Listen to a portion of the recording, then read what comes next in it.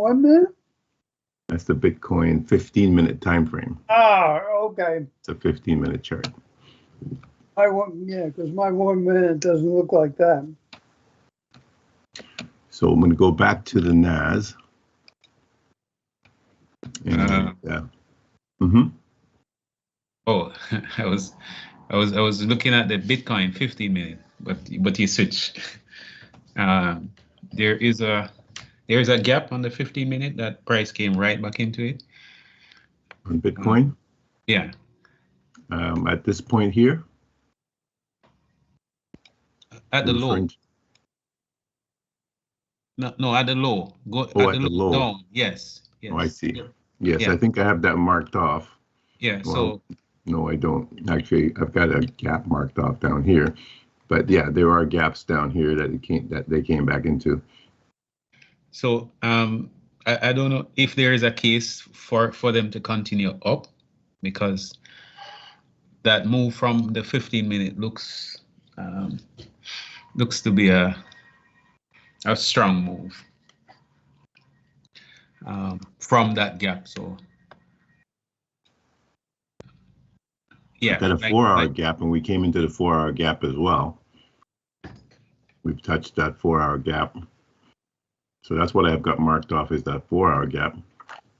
Then we have the hourly gap, our 2 hourly gaps there. And then we have, of course, probably 30-minute gaps and things like that. But we do have 15-minute gaps that are closer, 2 of them there. If you notice that sweep, there was a sweep right there when it came into the 15-minute gap. Yes. So it swept everything. Well, not everything, but it did a clean sweep, right? Well, not a clean sweep, but might be enough for them to continue up. But that's just my take. Yeah, and the one thing I would say is that from this point here, we have a 1, 2, 3, 4, 5. So this is very indicative of a 4th wave here that took us back up. And now I would be expecting them to take out these lows. So I don't think that this is going to be something that's going to take us up yet. I think they're going to drop it one more time to take out these lows and these lows. Okay. You see the structure overall from here, controlling 1, 2, 3 here, takes us down. You see? So if I erase it and draw it just like this, the entire structure, that's what I'll be looking at.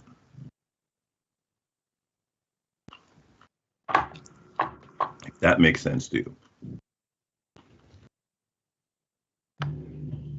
So this was like the 3rd wave. Now this is a 4th wave. And then we get a 5th wave that's going to happen here. So you can see they're starting to push it down already.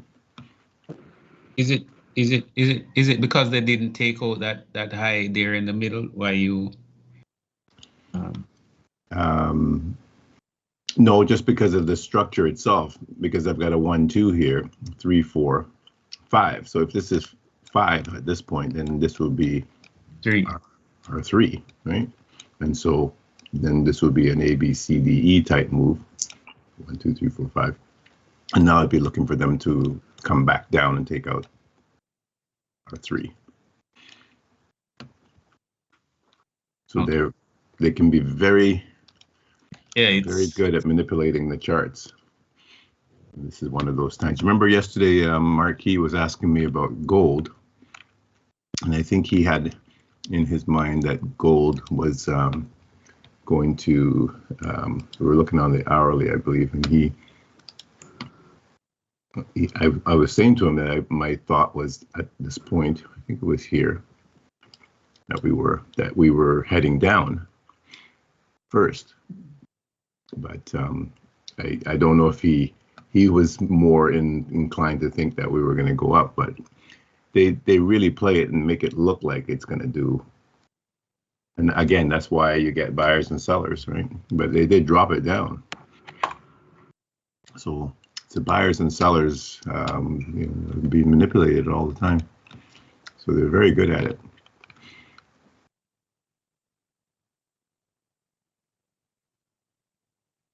Good morning, good afternoon, gentlemen. Good evening, Martin. How are you? Evening. Oh, tired, but well. Good. Gonna have surgery on Monday, so won't be around for next week. Who's having surgery? Me. So I won't be around next week, I guess. Oh, I hope it's nothing serious there, Martin. No, it's just a thing to be glad about. A new head? Yes, sure. Where else? Tasting the medicine I usually share out. So it's your turn to get cut. Yeah. Yeah, for a change, eh? Interesting. Absolutely. So I'm on the 4 hour, or 1 hour, sorry, and I've got a 1, 2, 3 top there, big drop down to a 3. So at this point we could have said 3 or 5 again, right? Because we could count it like that, and so 3 or 5 that became a 3. So we would expect that they would take out this low at this point. So it's the same thing that we just counted down here. I'm expecting them to do the same thing again. You see, Omar? That same move here is exactly the same move down on the lower time frame. Okay. Do you see? Yeah. You see what I'm saying? So it's the way they do it and they manipulate it. It's very good. So 1, 2. I would expect this to be 3, because in between you got that, and then this move up and another move down. So we'll be looking for some tops here, some 1, 2, 3 tops. In any case, we're looking for 1, 2, 3 tops because we've had this strong move to the upside in any case. So we're looking for end of this move to come back down. Whether or not we're going to make it all the way down to the bottom today, before the end of the day, is a big question. Right? That's okay. Yeah. Oh, that's the NAS. Okay. This is the NAS. So we've swept here already on that move. So we've got 1, 2, 3, 4, and this is the fifth leg. So we've got a 1, 2 here, 3, 4. So we've got another push. I'm looking for them to take out this high. So unless we get divergence, which we could because maybe the S&P won't do it. So they're both doing the same thing right now. They're both exactly the same. So I'm going to draw this and leave it on. 1, 2, 3, 4. And I'm looking for a fifth leg, looking for them to take out this high.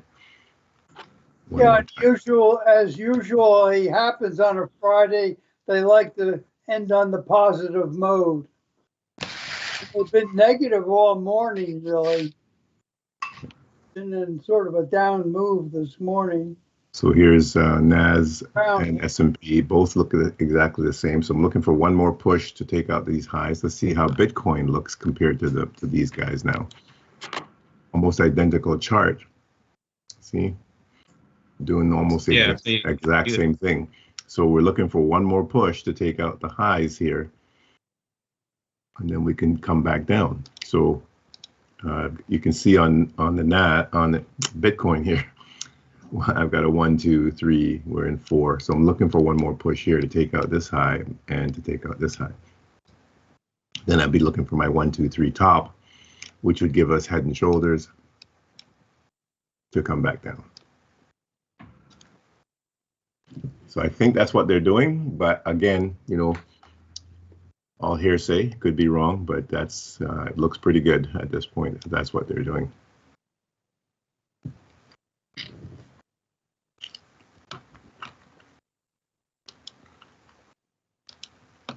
So on the NASDAQ, at 10 o'clock, we have a new 4-hour candle. I believe that's our new 4-hour candle. Just started, yes.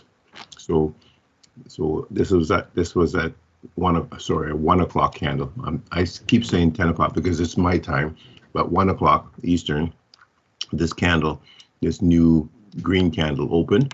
So they opened, but they didn't drop down They just dropped down by a tad, just a couple of points, and then they went straight up. So they didn't sweep here or anything, and they just kept going straight up. So the candle is green, and we're in this move, looking for, again, one more push to take out the highs.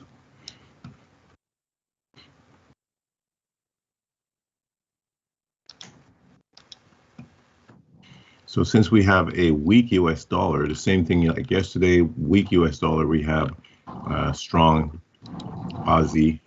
If I go up to the hourly on these, we should have a strong Aussie, but it's kind of a little bit weak on Aussie right now, interestingly. So I'm going to take a look at the US dollar again on the hourly. So it is weak, but it's trying to turn. So Aussie was strong, and now it's turning to the downside. So that's in line. Euro would be turning to, Euro is stronger, interestingly, and that US dollar is weak at that same point. So it's quite interesting how they relate to each other. So the Aussie is a little stronger in comparison to Euro. Or sorry, a little weaker in comparison. Okay. Today is not my day. It doesn't sound like it. I'm messing up everything here. All right, so GBP USD would be similar to the Euro, and it is.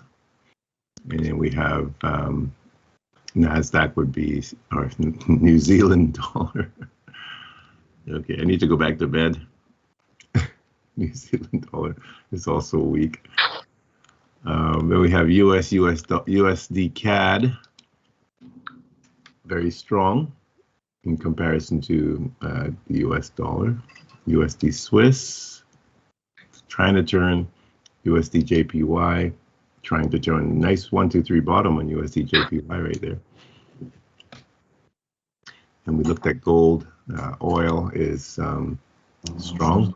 We'll go back here, but it's strong. Right, and we haven't looked at Tesla this morning. Let's see Tesla. Tesla is having some trouble. Nice down move this morning. Yes, it dropped like the indices did, and now it's turn to go back up. So maybe we can see the same pattern on Tesla here on the 15-minute.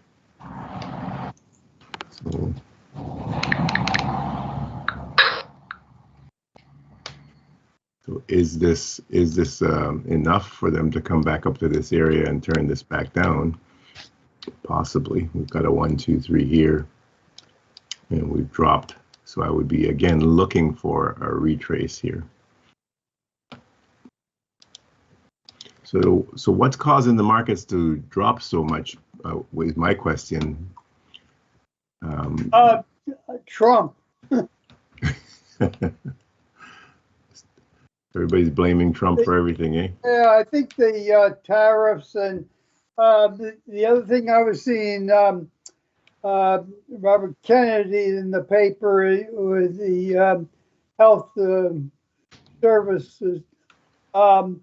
Everybody wants him to do everything in one day, you know, and it's kind of rough. They have one company, for example, actually, I think it's something like Surf and Turf or something, has changed their oil that they use to not use the bad oil to a good one. But you know, people are looking for his opinions on the measles vaccine, which should be really fixed. And the other thing is that they want to know when the food industry is going to take out the organic dyes that are a problem and things like that. They want it to happen yesterday, though. Mm-hmm. Nice job there, Peter. Good morning. Good morning. Good morning. Good morning, Peter. I had trouble launching Skype today. No problem. So I just want to show George's summary that he posted into the room for everyone. So George has been a busy young man and running back and forth to the bank. That's why he had to leave early yesterday to take a quick brisk walk to the bank. So Nice. so these are the trades for just this week, eh, George? Just this week, yeah. So 16 trades, 10 winners, 326 handles, 6 losers. Yeah, 669 handles altogether. 30 handles loss. That's great. And so 295 units, 63% win rate. Awesome. So those were shorts. And then you had longs. 8 trades, 8 winners. I don't no losing. bother combining the 2 shorts and longs until I get to the end of the month, and then I combine them all together. So 100% win rate. Can't get any better than that. Well, yeah. And your longs here. I'm not sure why you're breaking up long. So long 26 and long 77. What does that mean? Okay, what I do it this way because it's quicker to write things in. You know, if I have a couple of columns for each, and I'm just separating them. But technically, you might remember that. Looking at a price would go to a rounding number or a 50% point, and then pop up to like a 26 or a 77 area, depending on if it's going up or down, and then it would bounce back to the 50 area. That's where this logic came in. You remember that, Lennox? Yes. And the kind of advantage of that, and what I found when I started analyzing it, is that in effect you're scalping. You're putting 2 lots in if you don't do anything, and to the trades that you put in. And the first one you get out at 7 handles. The second one you get out at 24 handles. So 24 and 7 is 31 handles, which is, if you do that,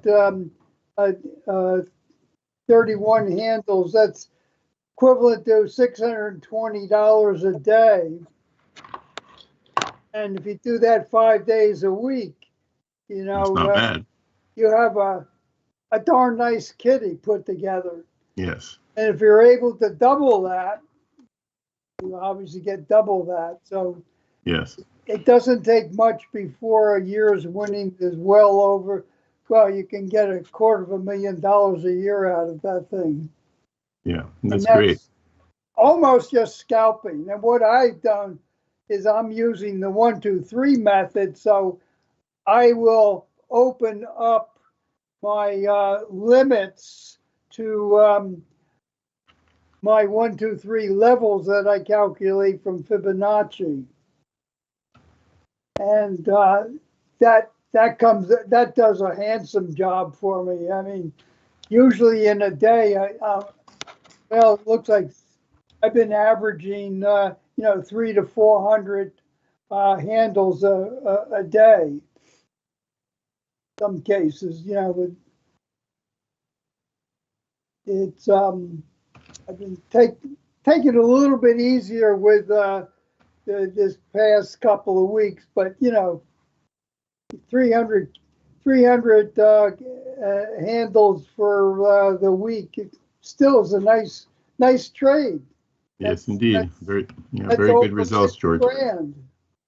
Very good. Very, very impressive indeed. But the beauty of it is that I'm finding that just the bare scalping of the trades and going for the longer runs is beautiful. My first one comes off really fairly quickly, and what I do at that point is I move my stop up to break even, sometimes +1. So if I get my first 7 handles out of it, even if the second one just bombs out entirely, I still have 7 handles, to work with. Yes. And if it starts going against me, if it goes against me, usually about 6 handles against me, and my stops are at 15, I'll move my limits down to about 3 loss on each one of them. And just about every time, price will come back and give me a 3 loss instead of a 15 loss. Sometimes it's a 4 loss instead of a 15. So I have minimized my losses considerably by managing the trades that way. And that really has helped me enormously. Something I could learn from, I'm sure, because I tend to be a bit risk averse in that way, and I need to be a little tighter with the stops.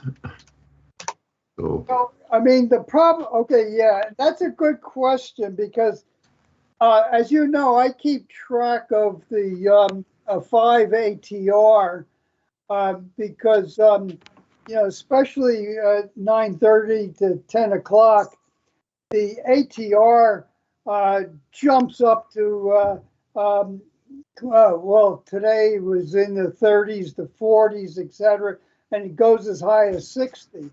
Well, those candles are so darn big that just putting on my standard trade, you can get the stops triggered in an instant. So I got to really time it so that when I'm trying to get in on a trade, I try to get in as it just is starting up from the, let's say it's starting up from the fractal, not as opposed to putting the trade on before price even gets to the level I'm looking for.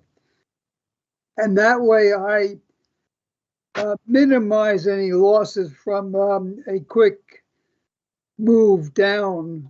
So if I'm trading upward, that might be hard to understand, but sometime I can explain it to you.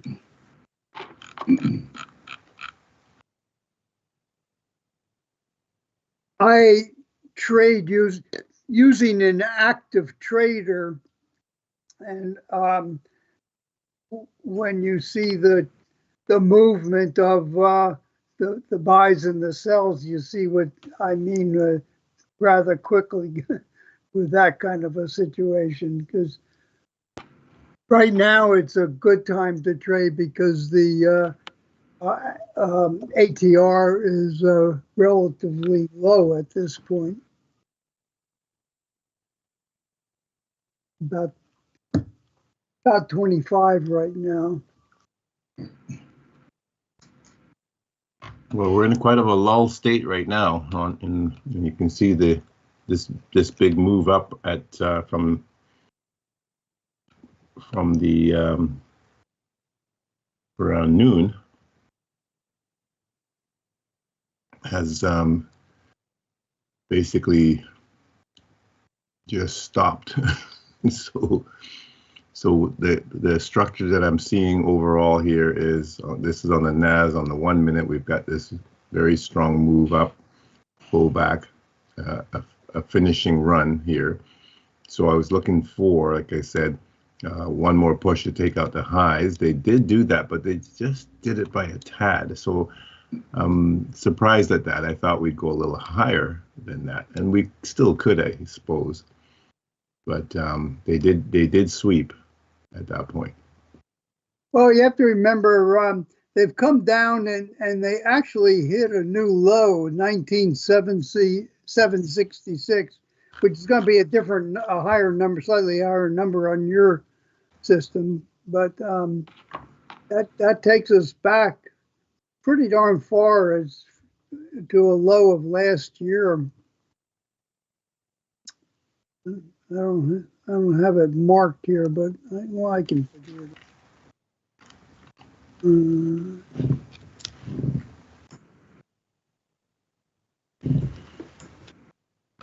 Looks like it may be a very slow end to the day here.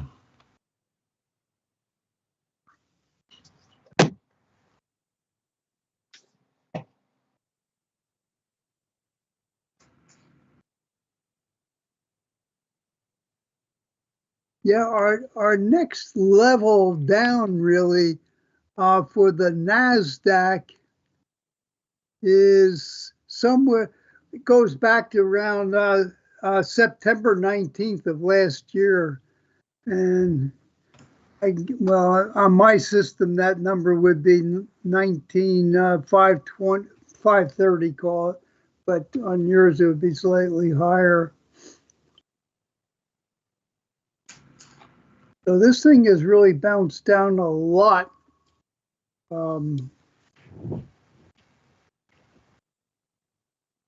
As a matter of fact, all three indices, the Dow, the S&P, and the NAS have dropped quite a bit. Give you an example, my NAS all-time high is 22,450, and the current low now is 19,766. So I think that puts us into, well, let me calculate it out, see what that drop represents. 22. That would be bear territory. Pardon? Into bear territory? Yeah, I think we are in bear territory now. I'm trying to figure it out. Yeah, we've dropped, oh, definitely. We've dropped 2,684. And if I divide that by the high, 22,450, we've dropped 12%. Okay, so that is indicating bear territory. Yeah. So there's the structure that I'm seeing overall, and they have really moved the markets. So this was definitely a fourth wave that we came through. We've come back down, hit a gap off the weekly time frame. So we should be bouncing from here and continuing up to take out these highs. That will be the next move, and then a retrace and a continuation. So things are looking good for North America, and the stock market.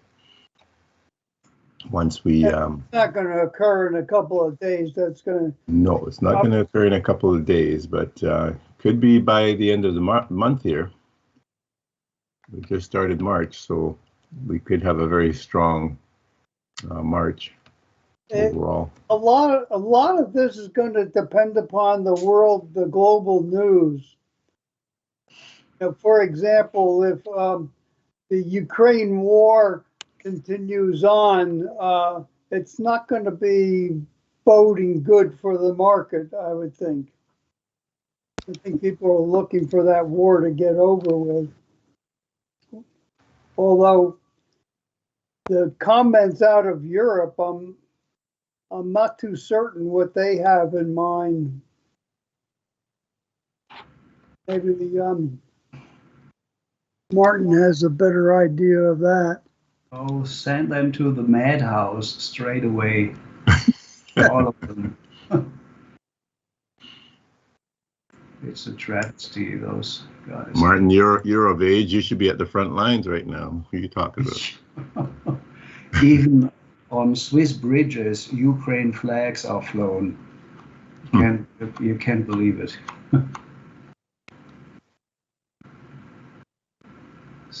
I saw a video of Mr. Zelensky there in and drag and spike heels. Yeah. So I have a different look on and take on Ukraine and its president there. Indeed.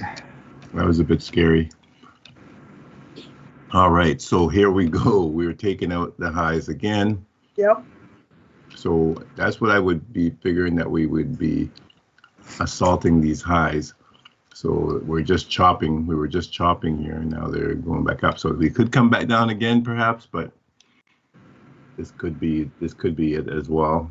We could get that push up a little higher. As I say, Fridays have been quite often moving to the positive side.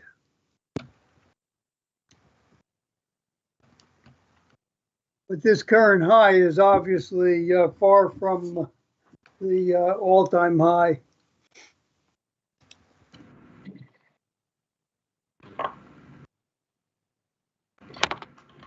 But the thing about, I mean, today's move, we've had a number of algo moves on it, on the NASDAQ, which I've been concentrating on. I missed a number of them, but, you know, so many of them around, it doesn't matter if you miss a few.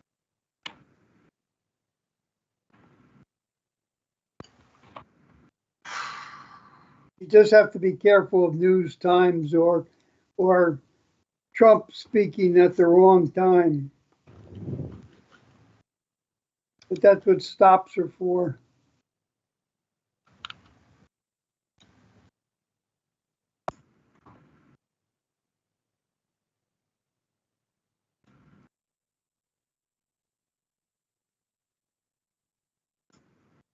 So By the way, Tesla, Lennox, is my speaker microphone okay? yes, Great. Tesla's doing the same thing here as well, starting to take out this high. How have you done today with Tesla, Peter? No complaints. That's good. I'm following George to the bank. So we've got the same pattern here, and now we're into that fifth leg as expected, taking out the highs, looking for them to take out that high. They did. Now they're going for this one. So a little bit of strength in here. What do you So we make could of see them coming back down one more time, or they could just continue at this point. What do you make of the 15-minute highs? The 15-minute. Are they fair game? Oh, sorry, I was talking about the NAS. Sorry. The NAS? Okay, let's see the NAS on the 15-minute. Okay, so I didn't think they would be coming back to take out these highs, but they've come up so far. We had a 1, 2, 3. We have a 1, 2, 3 here. And they've come back into this deeply. So it's changing everything here. You know, they've pushed back so far. Wouldn't have expected them to do that. If we're going to be coming back down, I thought we would be turning around in this area and coming back down. However, they've pushed up quite a bit. So I'm still expecting a retrace of this move. Yeah. So I don't think they're going to be taking these highs out yet. But I could certainly be incorrect. I mean, if I'm wrong and this is the bottom, then it is possible that they're gunning for this high, and then we get a retrace. That's possible, and then that would take us up this way. So if we're not going to be breaking these lows, so the count here is very important. Is it 1, 2, 3, 4, 5, and we're done, or is it 1, 2, 3, and this is a 3, and then this is a 4, and then we come back down? This is what I think that they're doing, but they've come back up so much into this area. It's kind of messing up the structure. Could you look at S&P and see what's happening? So on the S&P, let's see if it's the same. So they're basically the same, right? Yeah. So my concern is that they've come back into this area that deeply, and we're closing above it and everything. So You see, this move here was too short for a third wave. It's way too short, you see? So this would be the logical third wave move, and then we get a fourth wave. But they've come back so deeply, it's a bit, it's messing up things.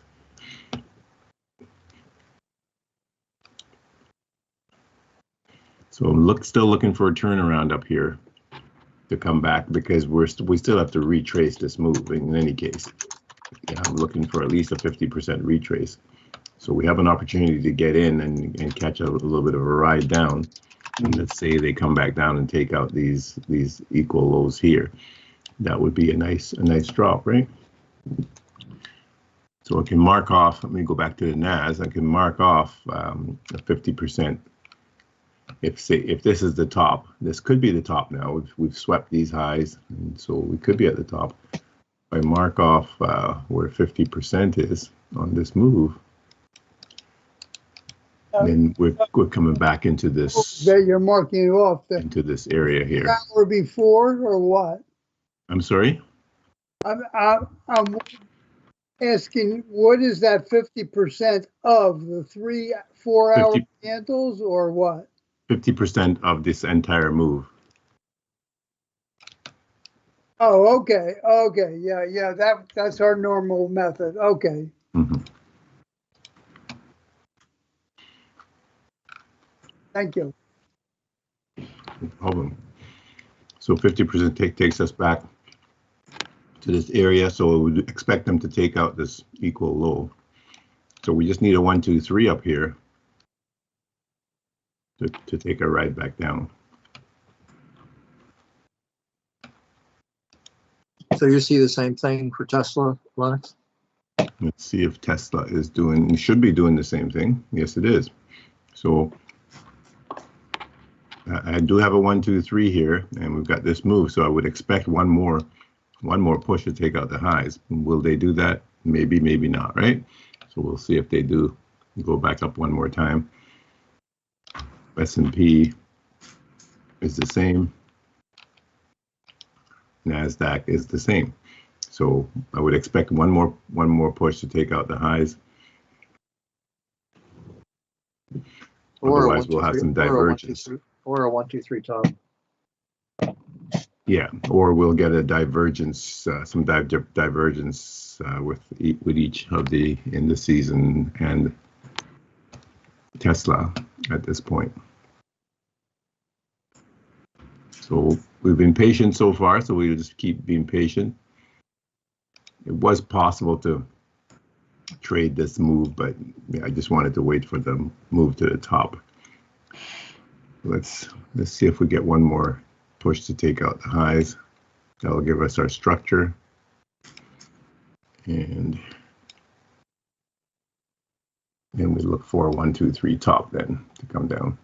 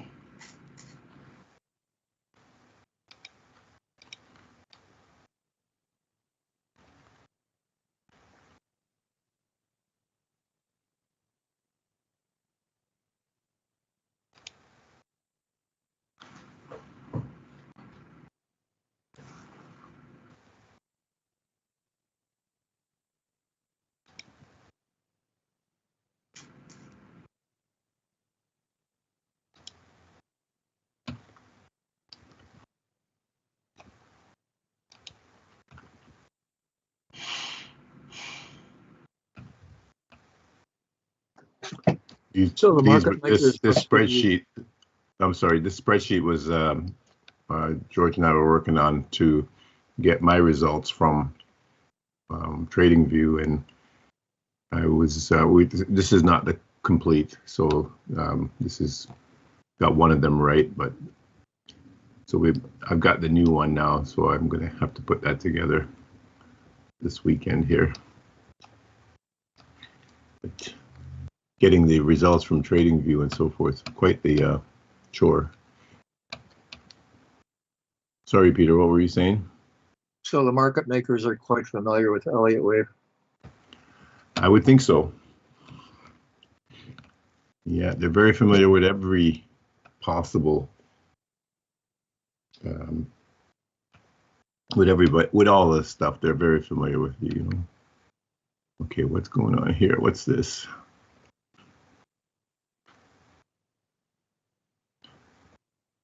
What happened there? Not sure what's going on with this thing.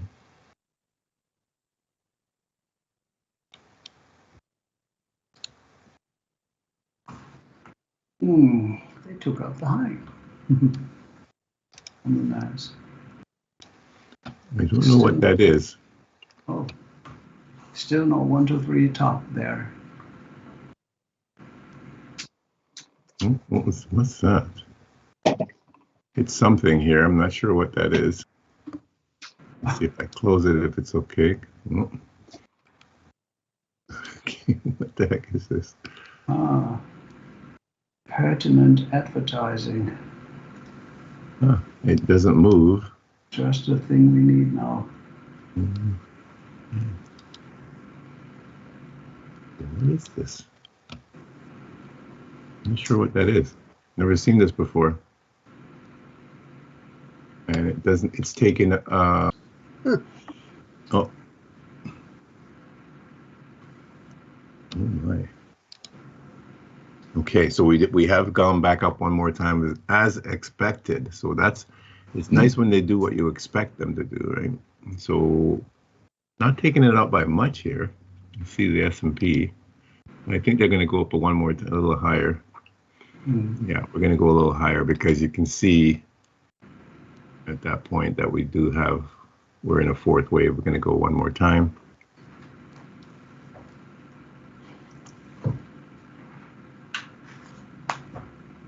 Got 10 minutes to the 2 o'clock hour. Okay, so we're coming up into macro time, 10 minutes to the hour.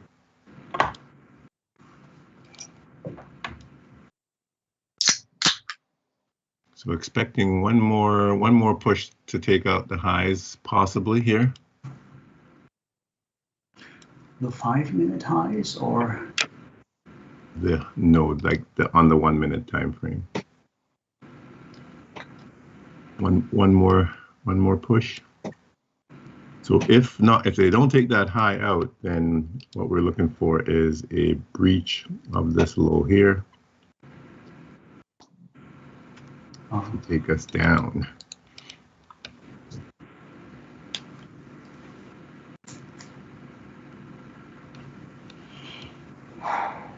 But I'm expecting one more push above this high.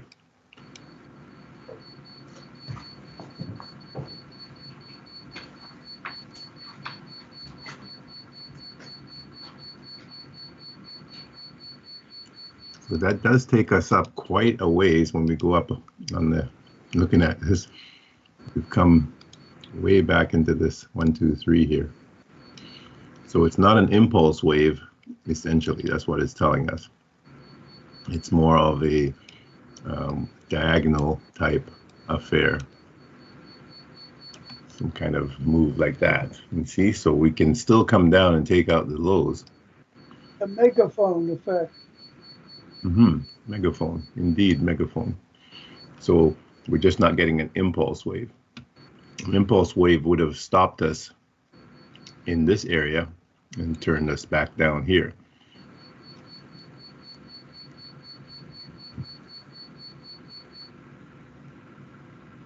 And this wave is too short for it to be a third wave. So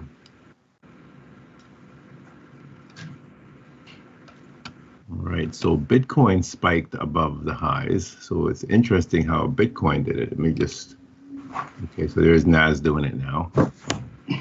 S&P's doing it, yeah. So that's what I'm expecting. So it's doing what I'm expecting at this point. The Bitcoin did it quite nicely.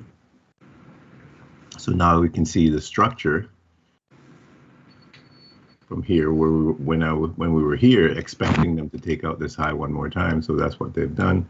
We sweep these highs over here as well.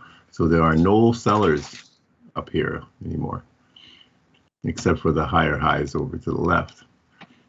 So they're all being taken out.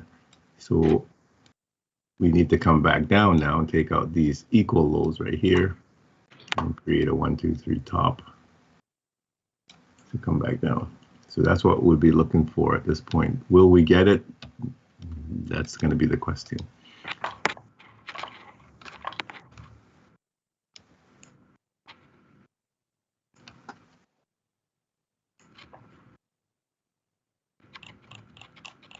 On the US 500, Lennox, what do you see on the weekly chart?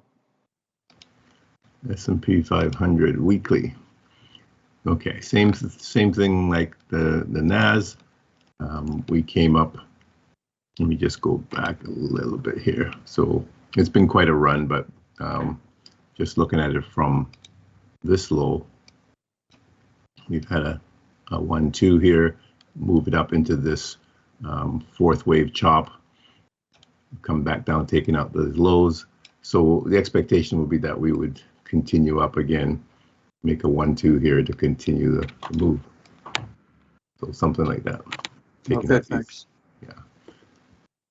Since if this is a fourth wave, which it looks like that's what it is, then we should make a 1-2 here to continue pushing up. Okay, that would be my expectation anyways. If I'm wrong, then we'll only go back up halfway and continue and collapse down, which is not what we want to see in the market.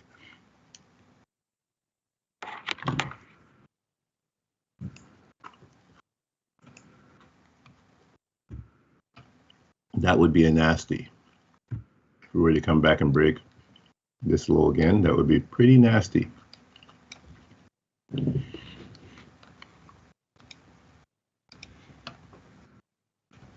And that would be a lot of crying and gnashing of teeth.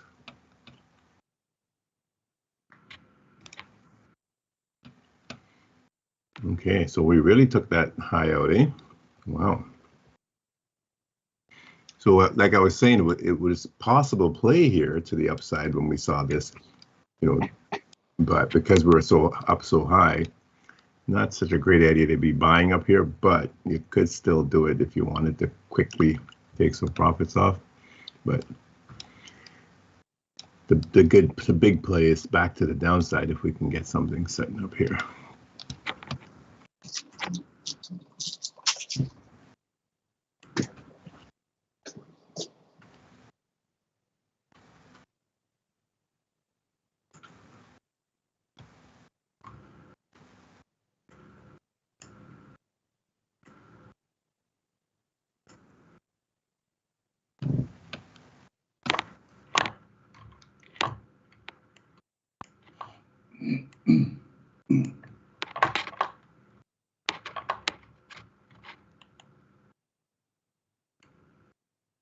Back to Vancouver, huh?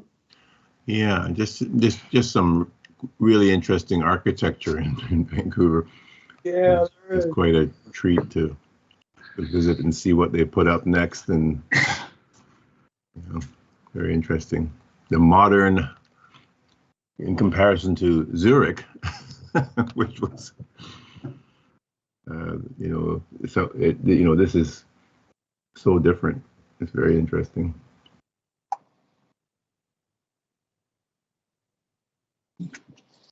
So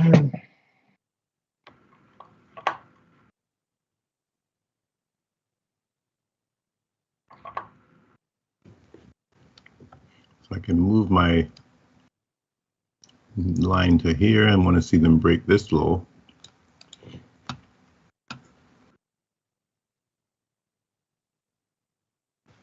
So Bitcoin's looking like we reached the top. NAS might be at the top now. Yeah, I think Tesla's at the top. Yeah, so looking for that turnaround here. Let's see if we can catch the ride and not be spectators.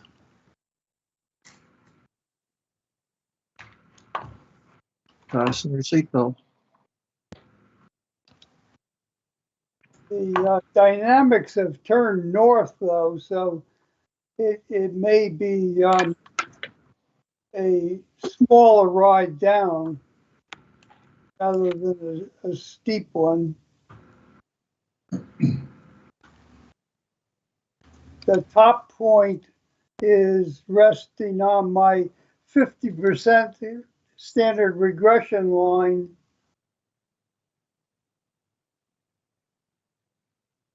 So we're about 25%, maybe 30% into the negative side of one standard deviation. Looks like they may take out equal highs again. Yeah. Yeah, that's what I mean. That's a possibility. Because we are still very much positive. Yeah, no divergence at all. Right. It's both doing the same thing. I'm showing some divergence with the CCI. However, the overall structure of the movement so far have been quite positive. We're still very strong on money flow and true strength. And the recent attempt to pull this to the negative side failed.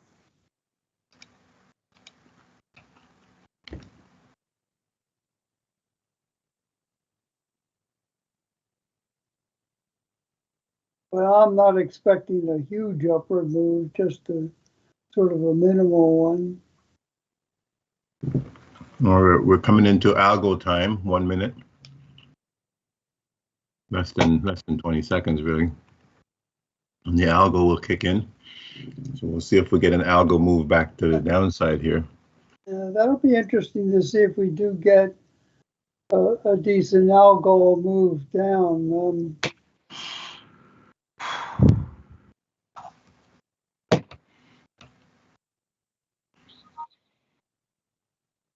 And for those who don't understand, those who don't know what I'm talking about when I say algo, this is all ICT methodology.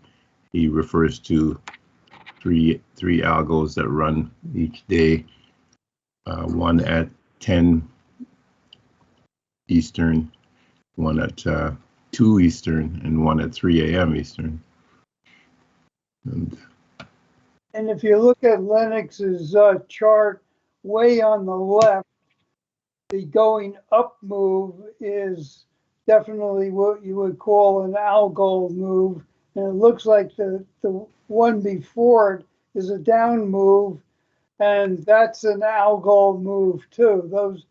The red down candles and the blue up candles are two algo moves.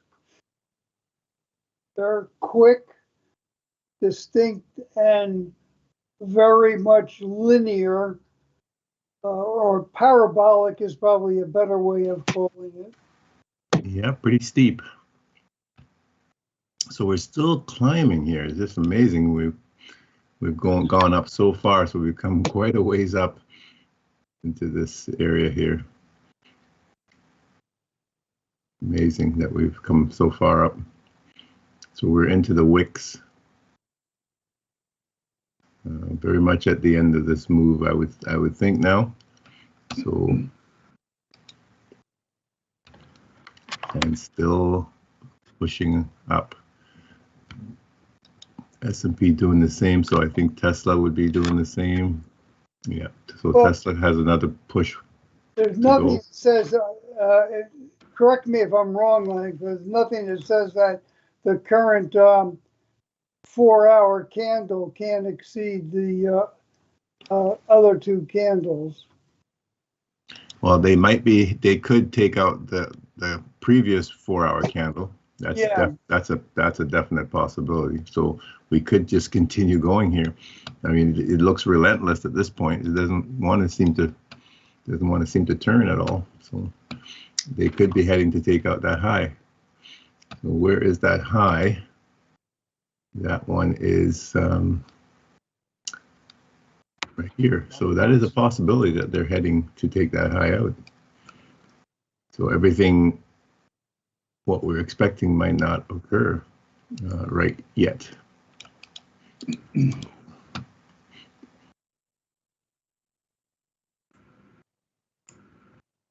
So that's quite the move. If you look up, if you think about it from the 4-hour standpoint, and remember what I told you about these candles on the 4-hour, if you can catch when they open and you catch the tail, in this case, for an entry, you can jump in and take price back up to the previous high of the 4-hour, the previous 4-hour candle. So that you're inside that candle, taking that whole move all the way up. That's totally possible. Doesn't mean they have to go and take that high out though, right? But it's a possibility that they could do that.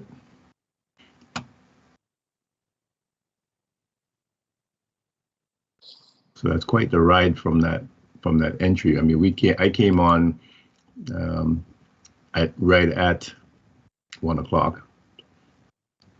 So just when this candle was opening, and did not even, I wasn't even looking at the chart at that point. So very quick move here.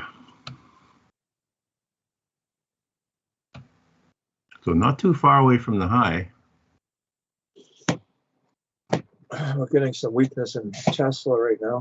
Getting a little bit of weakness here, but you know, they're not very far away from, you know, just even a wick to wick that high. Oh. The current high on the NAS on the 1-minute chart is right at the 50% point of my standard regression channel.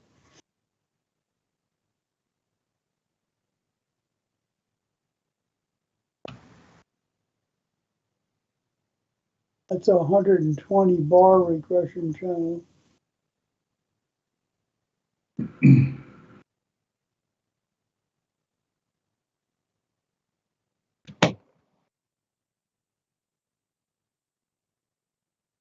This the white thing. Water, isn't it? Yeah, this is the roof of the stadium in downtown. I think the roof of the football stadium. Oh. Very, very unique. Okay, so we're still going here. So this could have been a play. Certainly could have jumped in at this point and taken this. Yeah, I didn't really think we were going to go up that high. So This is the problem with these long. So is that the top, or do we go one more time? So I'm looking at this point, I've got a 1, 2, another 1, 2. So yes, we could go one more time and take out that high. It certainly could. So let's see if we do. Now we're attempting to do a retrace, and so far my GAN is still positive, but this current GAN may change the complexion of that. We'll have to wait till it closes to be sure. But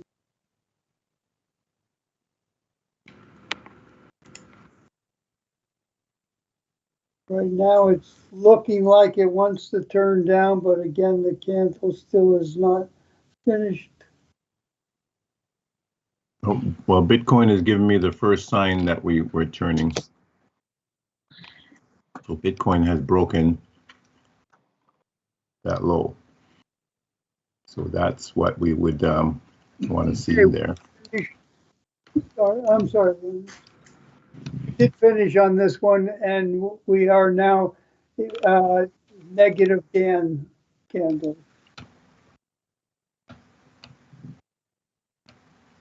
Movement is down at this point. We've almost taken out the first level low. Factory might have. There we go. We've broken that low. We have broken, yes, you're So right. now I'm looking for a retrace back up. There is a, The retrace, I think, is going to go a little bit more. We're now at the 1% regression level, the minus sign. But it looks like we have enough momentum to go below that. And I would suspect there are at least 3 more candles at a minimum.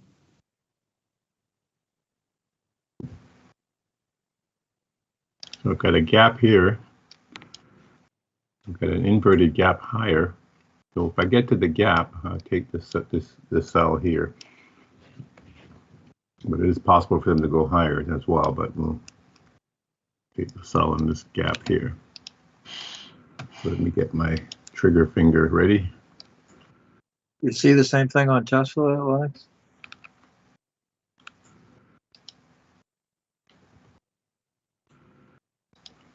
Yes, and Tesla, well, they did not take that high. Interesting. So they've swept that low. So we'd be looking for a retrace. Same drawing. We've got a gap there. Yep. There's a little gap there, right there on Tesla. Can we go back up there? So you see, I've got my indicators telling me that it's a change of character. So we knew that. So we just need a retrace now. It might not retrace though. They can just go take off without us. If it goes That's up, the one thing. That's one thing. That's why I like the fractal entry right away, because if I feel that that's the top, I can jump in early. My risk is very low, very small. However, you take a risk of getting stopped out more often by doing that, because you're trying to say, okay, that's the top. Oh, that's the top. Oh, that's the top, and you can get stopped out a few times. I had one of those this morning, Lennox. It was at, let me look it up, 6:38 Eastern time this morning. I got in at, well, it was practically pips from the high point. And, I keep saying pips, less than one handle from the high point. I got in, and that came down 156 units. So they left town without you. No, I was in it. Oh, you were in it. Oh, good. Well, that's good. But it's rare that I can pick almost the tippy top to get in. Well, we are bottom and top feeders. That's what we're trying to do. We're trying to find 1, 2, 3 tops and 1, 2, 3 bottoms. So we're bottom and top feeders and pickers. And the reason why I'm getting close to it is because the setup that I'm using is if prices are moving higher, I'm putting my sell limit higher than I'm currently at. And if I call it right, it can be very, very close to the top.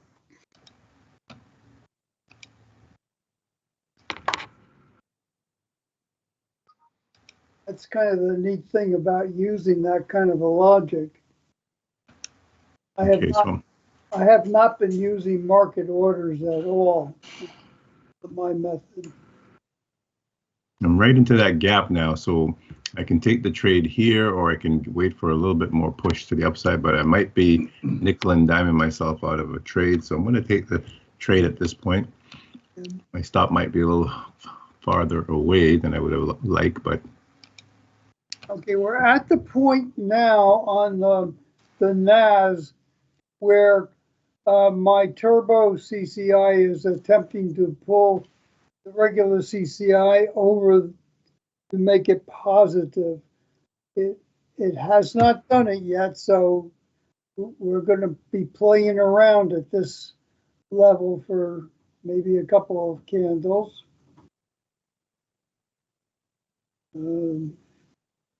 I'll tell you when it does get across the line.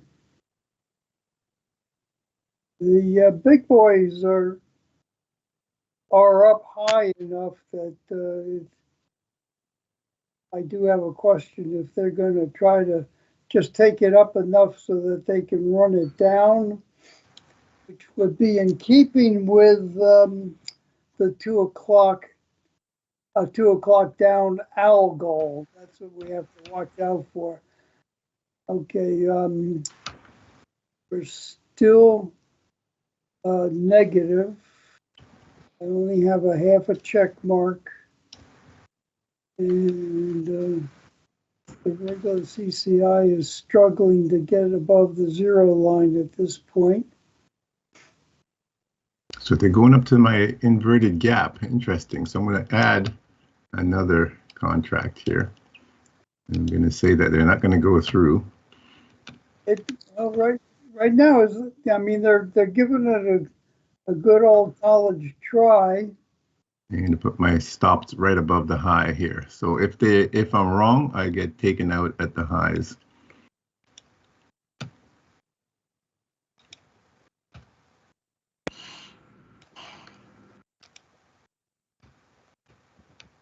Can't seem to get it above the 0. Oh, it did for a very tiny amount. It plus 13 on the CCI, and you usually want to get it between at least 50 and 100 to be really strong. And this could turn around and go back down again, collapse to 7 right now. It's collapsing. That's what I wanted to do. Yeah, right. So it looks like you added at a good point. And all I'm looking for is my turbo to get back below 0 and then get a nice downward move below the 1 standard deviation. All right, we need to come straight down here. We need to come down quickly now and take out these lows. Problem is, it doesn't look like it wants to do it too quickly. Nice.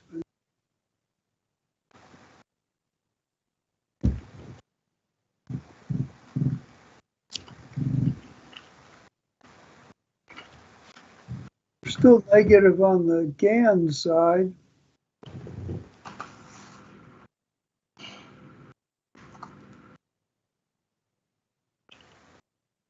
There doesn't appear to be a lot of volatility here. I'm going to see what my active trader is telling me.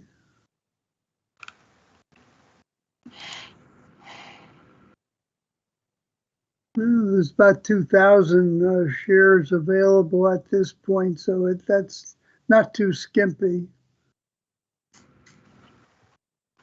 Okay. On top, you mean? It just pulled us over to the positive side. But it's still haven't established it as a strong direction yet. But it's tempting to change. No, I could be totally incorrect, and they did. We did take out the previous high of the 4-hour bar on the S&P. Don't know if we did it on the NAS. We did not do it on the NAS. We just changed to a positive GAN, and we're getting the CCI is up to 90 now, so we're gaining some strength to that upside. Maybe the big boys don't have enough before they turn it back down. Maybe. This was my last line of defense, was this inverted gap. So if they go through that, I could be in trouble here. So I hope I'm looking for a wick now. It's like they're moving it up. We got it up to 130. Small little order block. I need a big wick here now. Otherwise, I'm in trouble. Maybe getting ready to turn back down now. Looking, looks like we're on the cusp of turning down.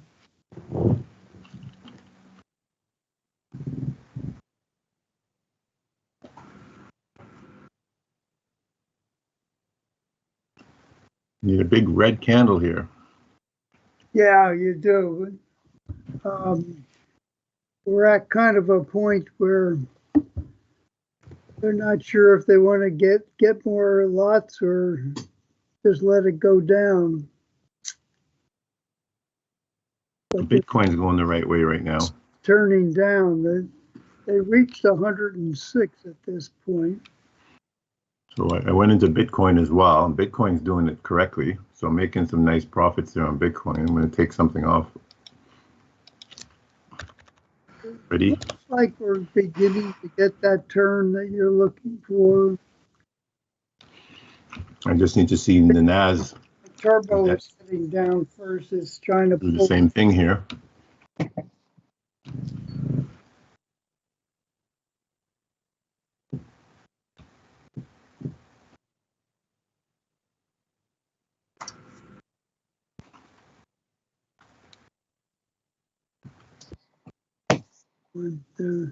They're stalling again. They got up. It might be getting mean. Take me out again.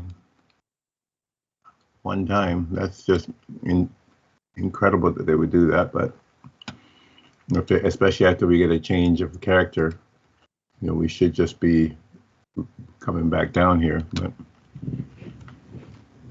no guarantees. Wow. So my Bitcoin is saving me from huge losses here. Yeah, it looks like we want to take out the top. I want to take the high one more time. Interesting. I'm at 154. There are tempting 5-minute highs just in the vicinity, and on the 15-minute too.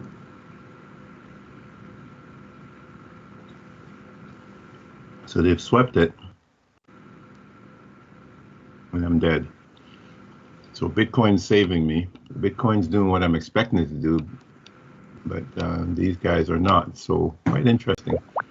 So now everything has changed because I've got a 1, 2 here, 3, 4, and now we sweep these highs. Whoops. We sweep these highs. So this is our 5th leg now. So they are going to take out this high of the previous 4-hour candle. They did it on the S&P. You see the difference on the S&P is quite interesting that they took it out already on the S&P. So because they took it out on the S&P, you wouldn't think that they would do it again. Not necessary for them to go up again, but they did. So same pattern though. The current top on the NAS is the 50% point of my regression channel.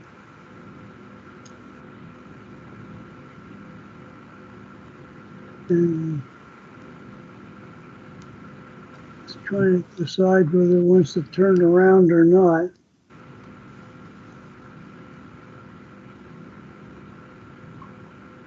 So I was pretty confident that we wouldn't break that high, but I was wrong. So I can see that they're using this as the structure. And that's why they went back up and took that high. I thought that we would be inside of that using the smaller moves, but nope.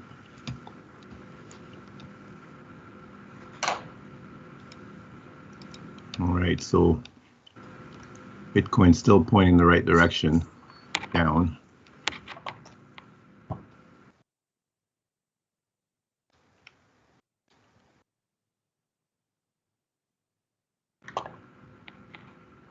And it's possible that we still have more up to go. I've got 3 no-tail, 3-minute candles. So this is quite the relentless move to the upside here. So they are taking out that high on the 5-minute. Didn't think they would do that. So quite a surprising rise here. So now we've taken out the previous 4-hour high, number 2 point in that move. So if this is a 1 or a 2, It's quite aggressive right it's there. very, very odd behavior that they did that, come up and take out in here. So this would have been a logical turning point right here to not do this move, this final move, but I'm kind of thinking that they're going to take it down, but it's not going to be, it may not be 162% take down drop, but something less than that. You can see them going down at this point. But right now they're at 75% of my regression channel, so that means it's almost up to a 1 standard deviation. so what it's saying here is that this is the bottom.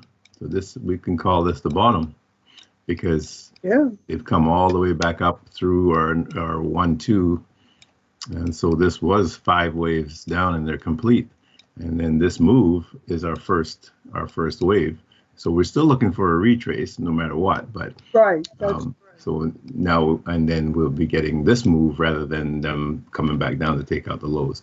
So this is will be a strong low, especially if we can close above this high here. and We you'll can close see above. that on the regression channel of the chart I put in on the 1 minute. They were showing signs of suggesting it'll come down.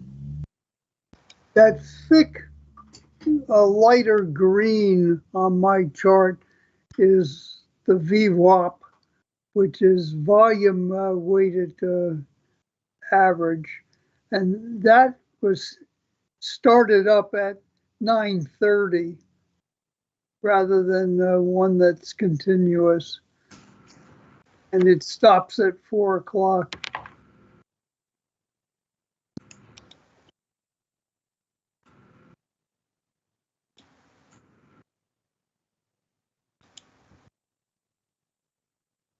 Interesting. This is not jumping to the downside quickly. It's No, it's not. still looking for some more stuff. Getting to get some downward movement, but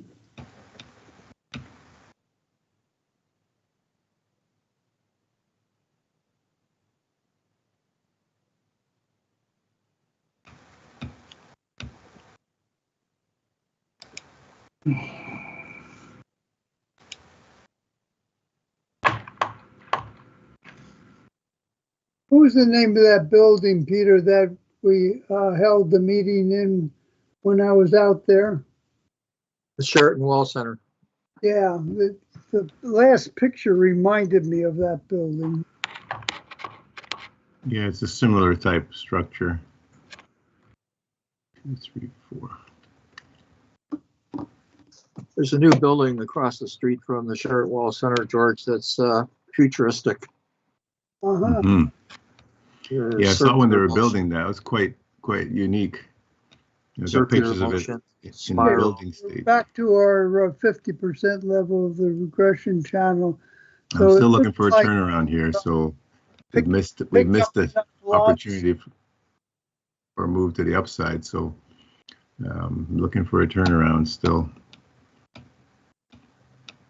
Looking like it may be. But we're certainly not getting an algo move here in any case.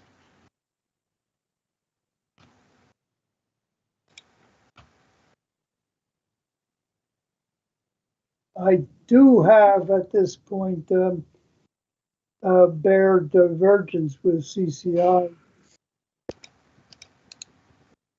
Last 2 peaks of price and correspond to the change in peaks on the CCI.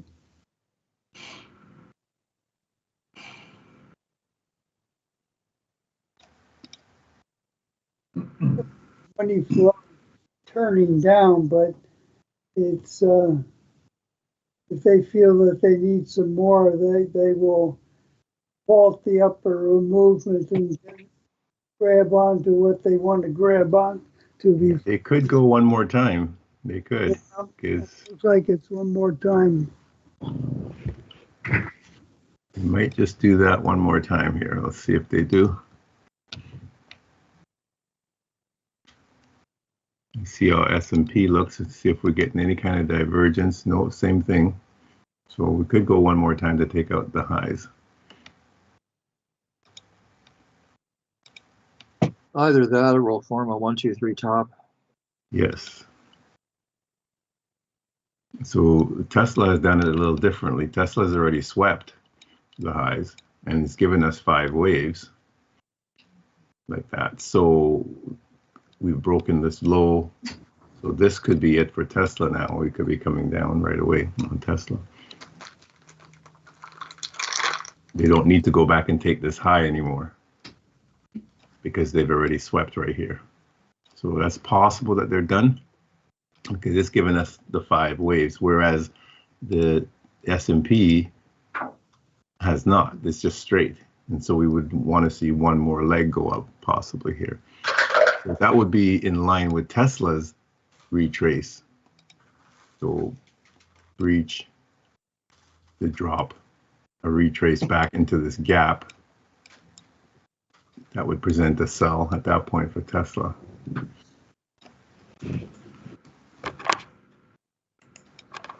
Will they do that? We'll see. But this, once it starts to turn to the downside here, for real, I think it's going to be very dramatic, very dynamic move. Well, it's still playing with us. All right, they're going back up for those highs. This is where the big boys have enough lots that they can play games with and change the direction rather quickly just to grab onto some more. I mean, they'll take small time losses to get big time gains.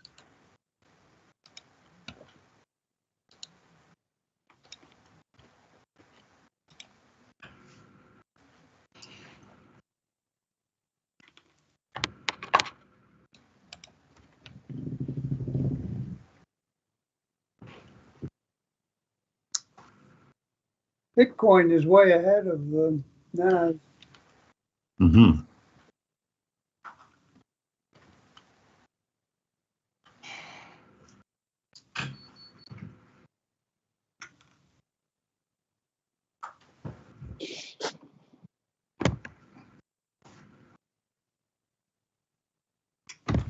This is in Vancouver. Mm-hmm.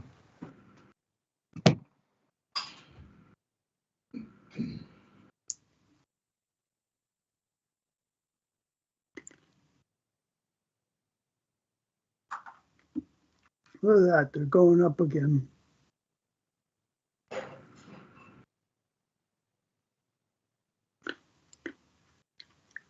Maybe this will be the 1, 2, 3 that we're looking for now. Could be, or we're gonna take that high.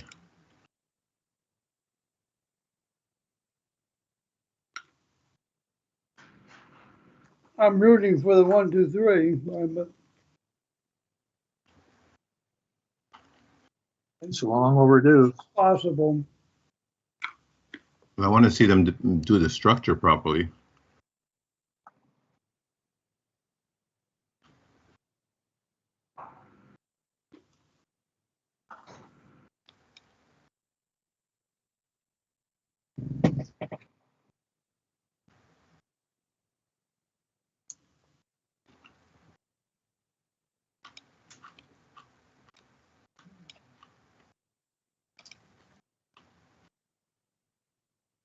Now my change the character over here. This is looking more and more like the last hurrah. Mm-hmm.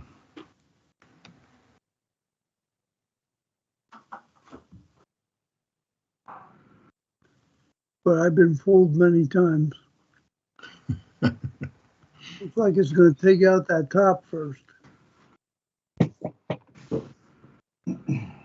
Yeah, expecting them to take the top. So we could get divergence with S&P and the NAS, possibly here. Yeah, even if that top is equal, and it's not, it's higher now, that would be diverging with my CCIs.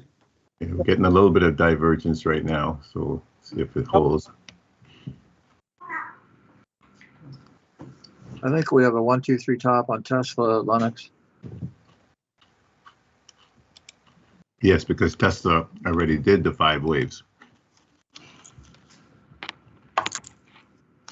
So that's what we wanted to see, them come back into the gap. They did, and now they can leave.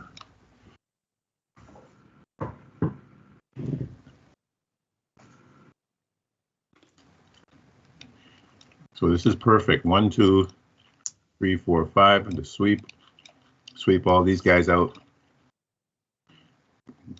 and sweep this low. Come back into the gap. Take this low. Anybody who's buying here, or buying here, selling here, or selling over here, they've all been taken out. So there's free reign now for them to come down and take out all these lows. Oh, this is a nice move down now. So NAS took out the high by a tick. Getting ready to turn the GAN. S&P did not.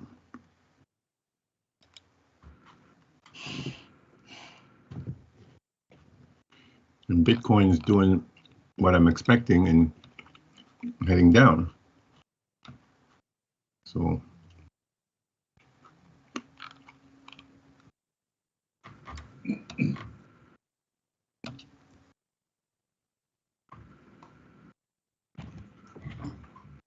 I think we're getting what we wanted now. I'm not in it, by the way, because I'm finished for the week. But I like following this.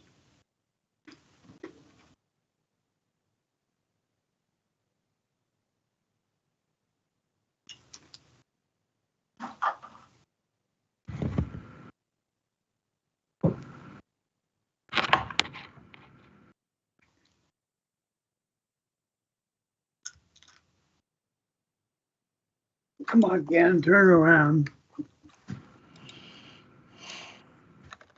Still playing with us. Another way for hover. Side. yeah, they're really hanging up there, eh? Yep. In comparison to, I think Tesla's probably doing a better move down. Yeah. S&P still hanging there. But again, we have divergence at the top, right? Yeah, we have. Bitcoin is the only one that's doing what I'm expecting it to do.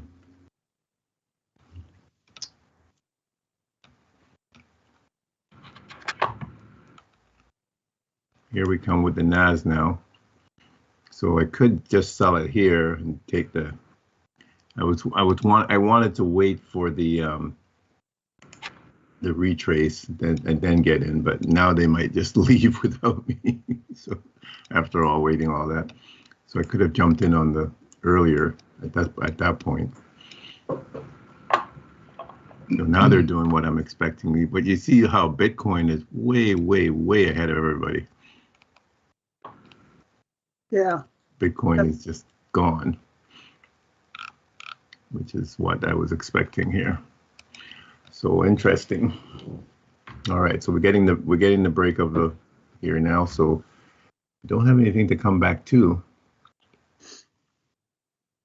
No gaps up here. So I'm gonna have to just take a sell at this point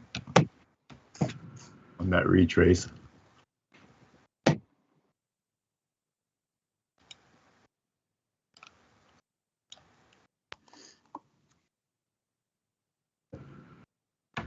My 1 minute chart in the room, and I have shown the trend lines on the CCI and the price, the to show the extreme divergence that we have. And right now, we are forming CCI below the zero line, which is very positive. So this should be our downward move. Still not convincing here with these guys. Tesla is doing it right. S&P is saying, I don't know. NAS is playing around. Yeah, it's still playing around. I'm just getting the... I did get a breach of this low, but it didn't close below it, so. So we got the sweep, sweep. I can't get GAN to turn around yet. This isn't, I'm not liking this too much. Side. And money flow hasn't wavered. It's still up. We can't be up there. Not liking this move. Going back way up there. So Yeah. they're going back to take that high one more time.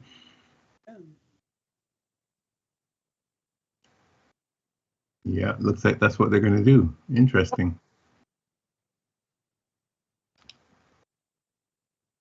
This is where they know that they can push things that extra envelope more.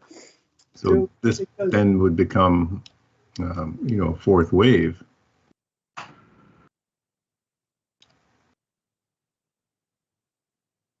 Very odd.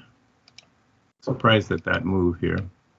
Thought we were done and we'd be heading straight down.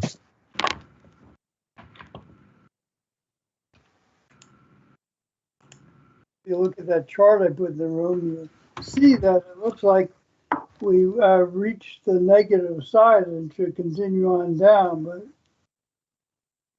if these boys need more, they know how to get it. Because people waited this long, so they keep pulling their stops closer and closer. So they end up they can just go up and grab a whole bunch of more stops and make a run for it. I still haven't turned the GAN around. It's very flat now, so it's possible for them to take those out again. So it would be.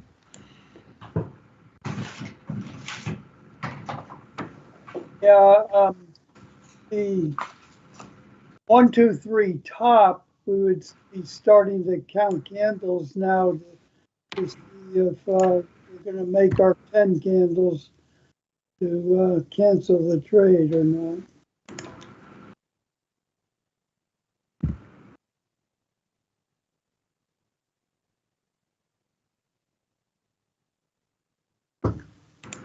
I think the 1, 2, 3 is still legitimate. The second one didn't break the first one.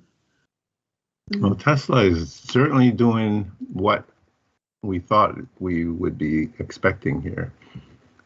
And I'm surprised that S&P and NASDAQ are not following suit here. So it's quite interesting. The middle high is actually 3/4, 75 cents higher than the left-hand one.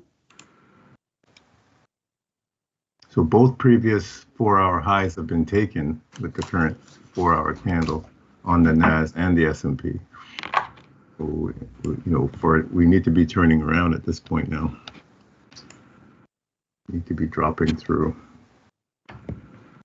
So my new line becomes this guy.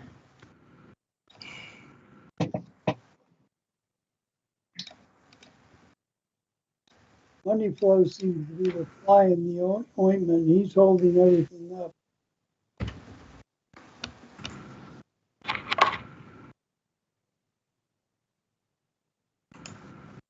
But definitely no algo today.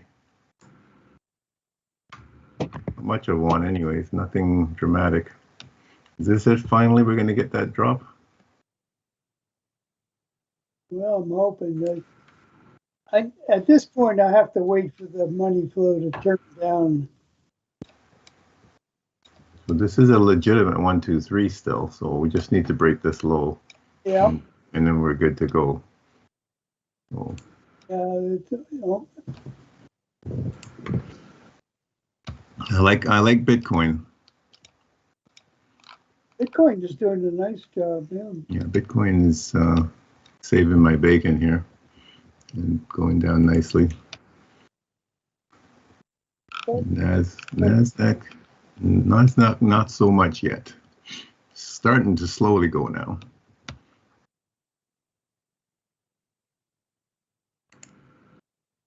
Bitcoin has a nice gap on the 1 minute. This candle closes properly. That's seconds to close.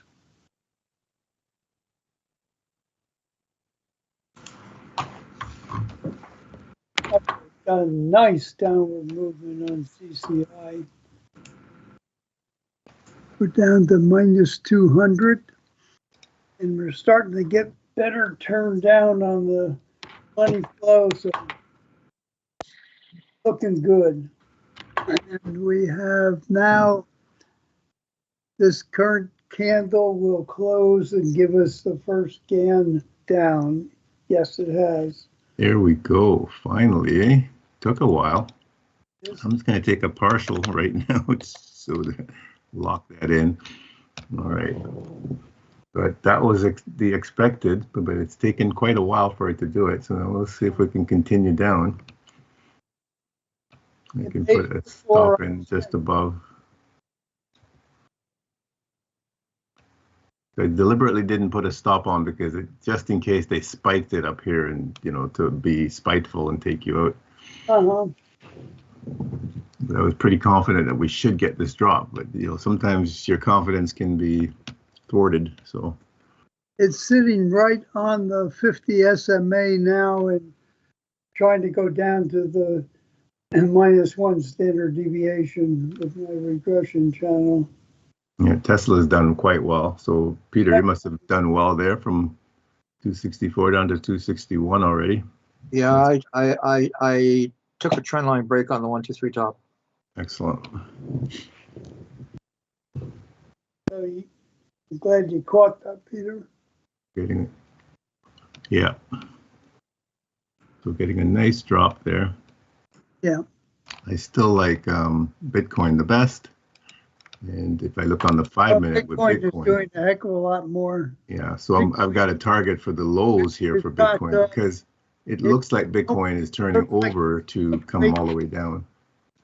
The target came within. Let me see. That might be a bit on the greed side here. I could just put target to this low, but I can always just continue moving my stop down. But I can continue down. That's nice. Looks like it has about a. I'm not sure how to read this. I guess it's about.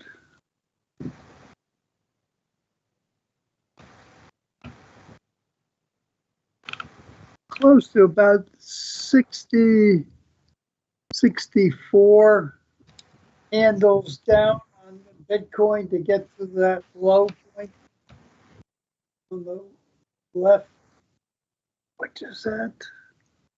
March 7th.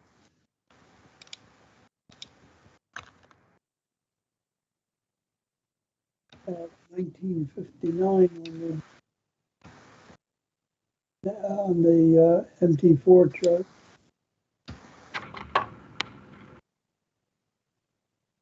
Okay, we got down, but doesn't look like it wants to go down too far yet.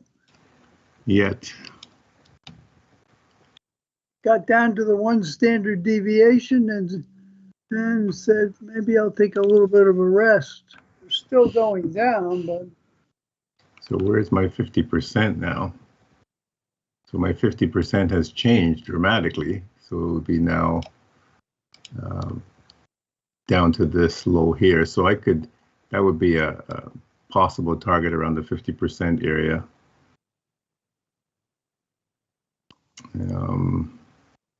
I would still put it for these lows down here. That might be a stretch, but that's equal lows down here, or I could go stay around the 50% level.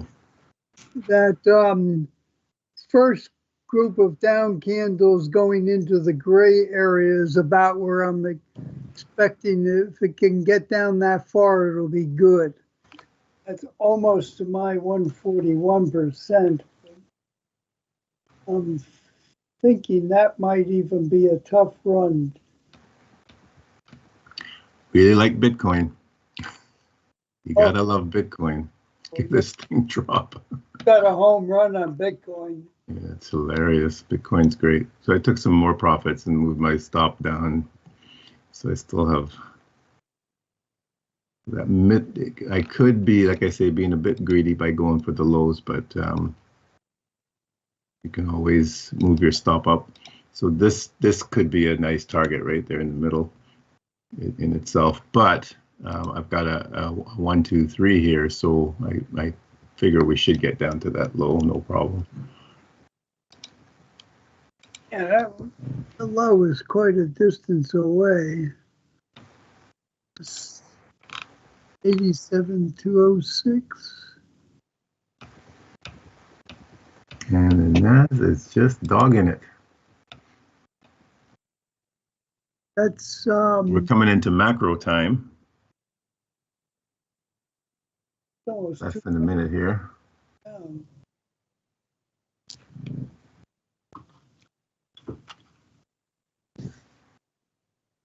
So not too bad for a Friday afternoon. After a lot of news this morning and everything like that, you can still get a little something off this market. It's a tough grind though. If it gets down to the bottom, that's another 200 handles on Bitcoin. Mm-hmm. It's quite the move.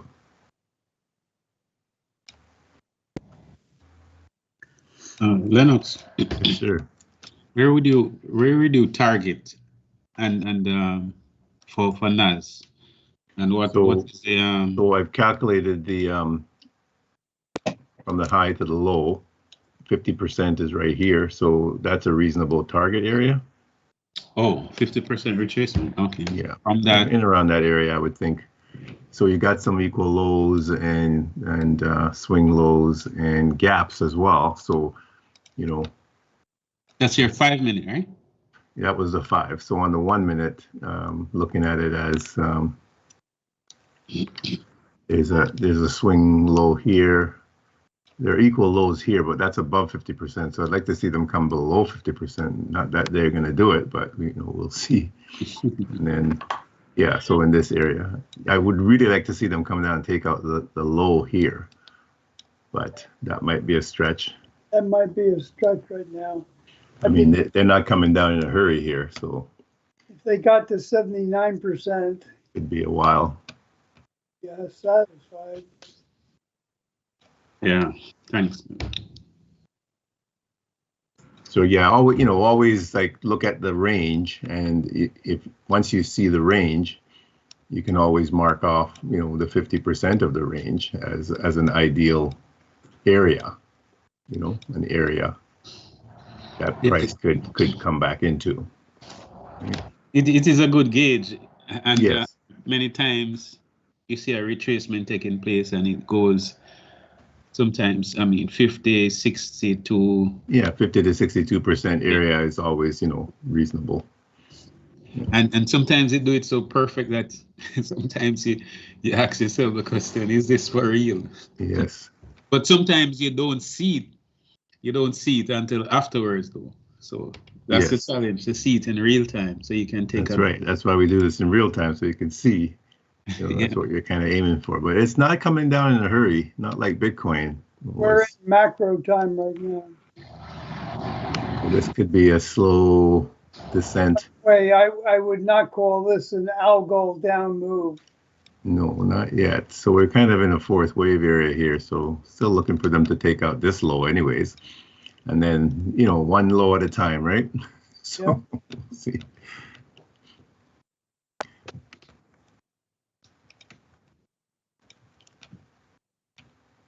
But you gotta love Bitcoin.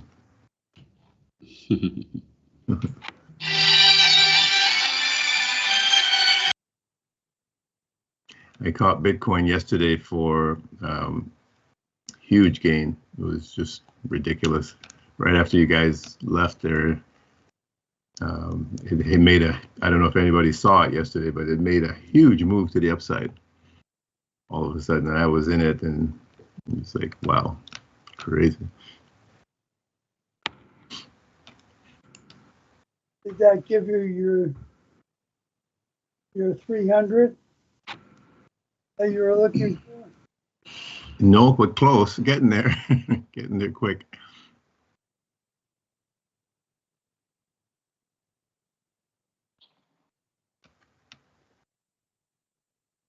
We are very tepid here, very tepid. It's not really coming down in a hurry. Let's see how Tesla is doing. Tesla is certainly going down in a hurry. Interesting. This is having trouble just getting to 79%, which is my usual target number 2. Number 1, I mean. Where do you see Tesla going, Lennox? Okay, let's take a look at Tesla. So, okay, so we have a huge 1, 2, 3 here, another 1, 2, 3, this drop. So everything is pointing to them taking out this low. What low is that? That's the around the 251 area. Okay. Would that be the correct low? 250, yeah, 250.72. So yeah, that's a possibility.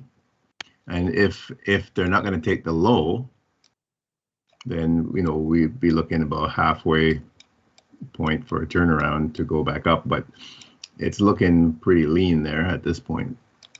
That's on the 15. Let me go higher and see if that's still. Yeah, I mean if this is the bottom, then of course we're only going to go halfway coming back down, and then we're going to turn around. But if it's not the bottom, which it's possible that it's not, then we could certainly take the low out one more time. But it looks pretty good that we're at the bottom. However, you know, we're still inside that big gap from the 4-hour. Still inside of it. We're below the midpoint of it. It does look like that could be the bottom at the point. That 251, did I say 251.72 is 250.72 could be the bottom. NAS is in a struggling mode right now. I don't think it's going to get to the target I thought. You're not making it easy. It's turned around at this juncture too.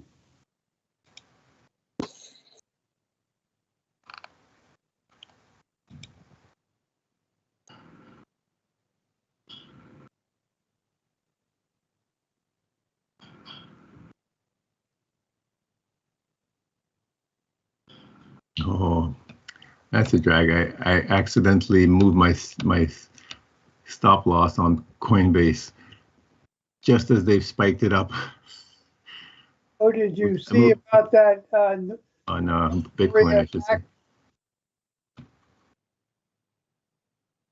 I have to get back into Bitcoin again. North Korea hacked some other coin. It is the second largest coin after Bitcoin. They hacked it? Yeah, they hacked it for $1.5 billion.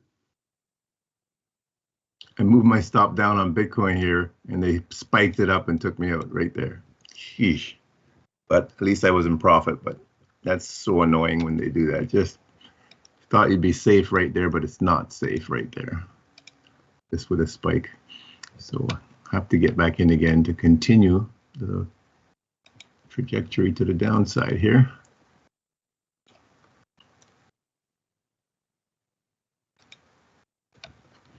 Let me go back to the NAS. So NAS is really Finished its down move, I think. dragging, not wanting to come down in a hurry here, eh? I think we missed that. We time-wise, we're 3 minutes to 3 o'clock.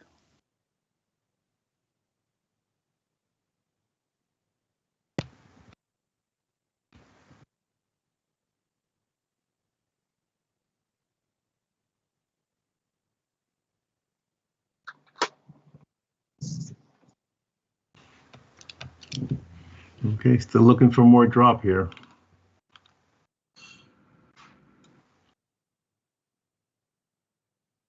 Well, it definitely could, but it's right now it's a big struggle because we're on the positive side. CCI at 156 right now.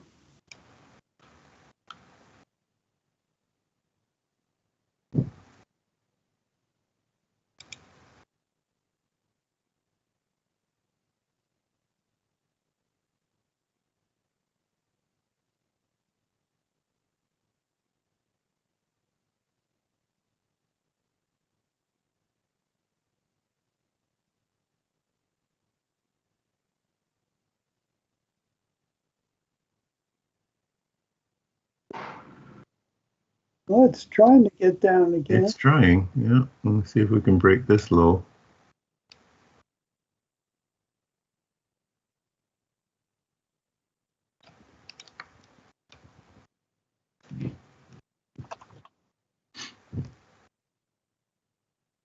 Even these intermediate lows here.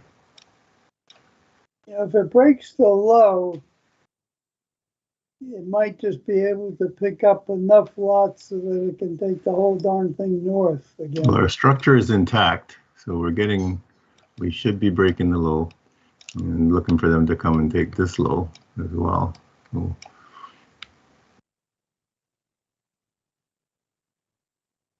okay, we're taking the intermediate low, so that's good. We've reached the 3 o'clock level, So here, this could become an entry if you get a retrace back into this little. If this becomes a gap, which you have to wait for this candle to close, but that would be an entry if this candle closes with a gap here.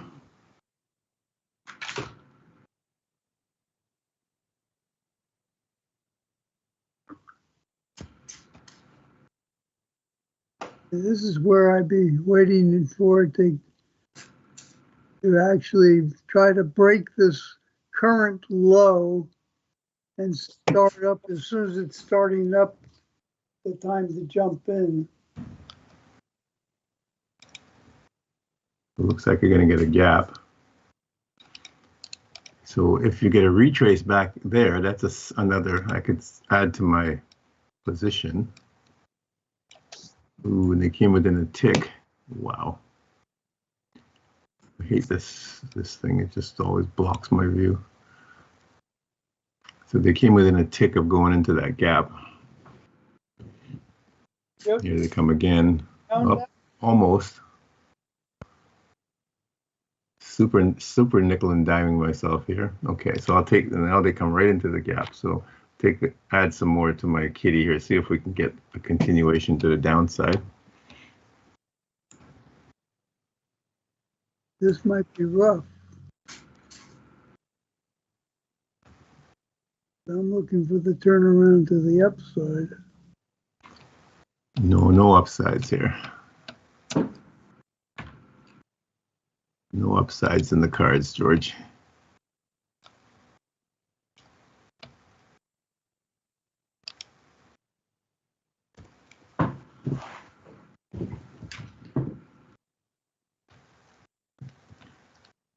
That's how they make an inducement here because, you know, Elliott guys would think, some guys will think this is a 1-2 to go this way, right? So, and that's, you know, maybe it is. I could be wrong, right? But I do have a 1-2-3 here, so I'm holding to this being a continuation to the downside here. I covered my short on Tesla at the bottom. So it reached down there already? Well, when it got down to 259. 259 area? Yeah. Yeah, can you get a bounce back up? So I would expect continuation to take out these equal lows here. We've got a nice 1-2 here, and moving back up. So our structure is nicely intact here. So it should continue back down. Well, I'm ready to go short again at the right time.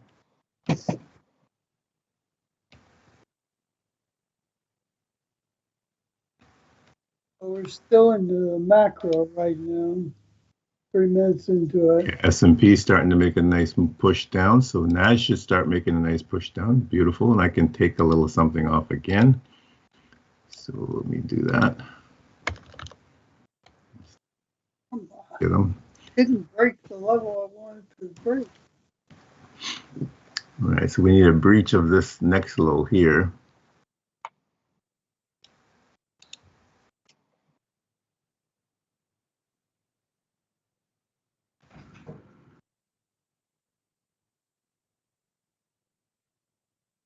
So you see how they came into this gap, but they didn't close above it. They just wicked. So that's really good sign that we should continue down.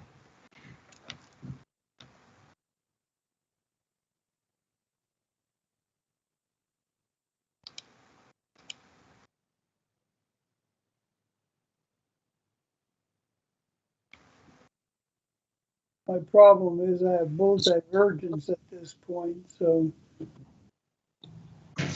What's your view on Bitcoin? Where would you set your target for Bitcoin? Bitcoin's target would be the low. Oh, okay. Yeah. So the 5-minute low there, that's 60. I've got it at 66. Or sorry, 86,478.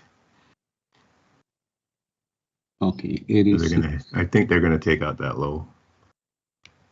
Okay. Possible. I mean, you don't have to go all the way down. You can. Yeah, there's an order block right there.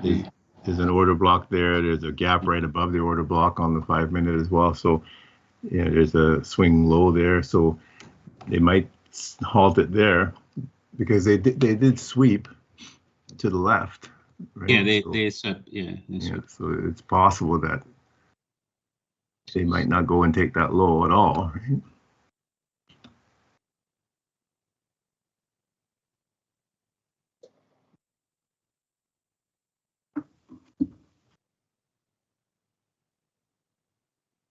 Yeah, they don't make it easy. No. They're They do not make it easy. Yeah, they There's no easy in this game. yeah, and you using the structure as a basis for your is very profound, because otherwise you would be fooled many times. Yeah, you'd be lost. Yeah, and you'd be doing all kinds of things going the wrong way, all and even when you know the structure and think you know the structure, you still get.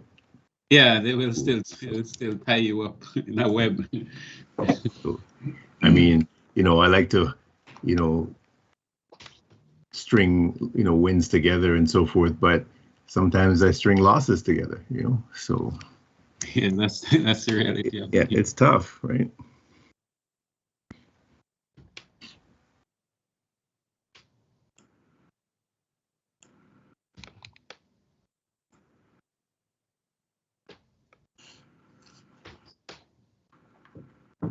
Okay, so now they've closed above my gap here, so I'm not liking that kind of movement. But you know, this is typical of a fourth wave where we get chopped up and down. So you want to stay the course, and we're still looking for them to drop this, but they're gonna make it difficult and manipulate everybody and make you start second guessing yourself and doubting your analysis and all that kind of stuff. This is what this kind of area is for. So I have to stick to the, yes, they're going to drop it, but it's tough.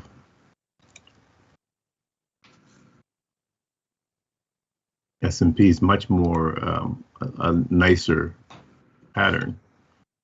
I've got a 1-2, so I've got double 1-2 here really, and then this drop inside with 1, 2, 3, 4, 5. So now they're just chopping and making it enticing all the buyers now, right?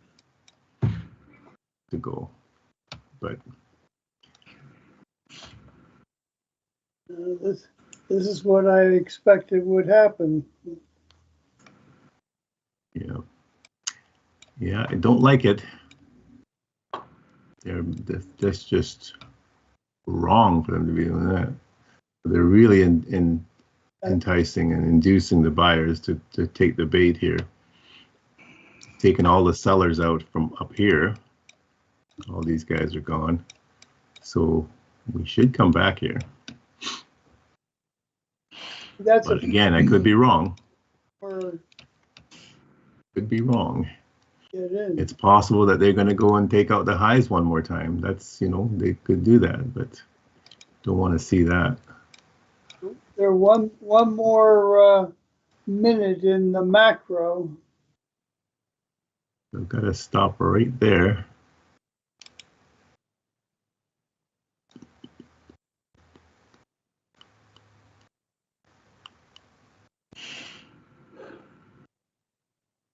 You need to turn around here.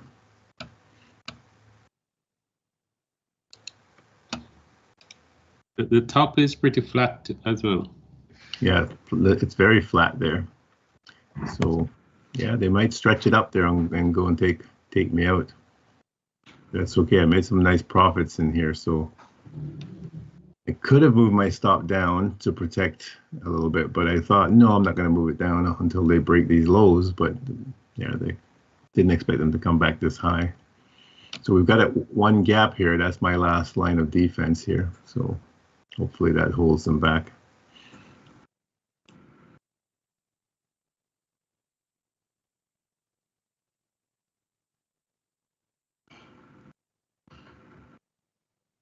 So technically my stop should be above this red candle right here, or even the high, but I've got it just above the middle candle, just above the open. So they could spike it and take me out and then come down.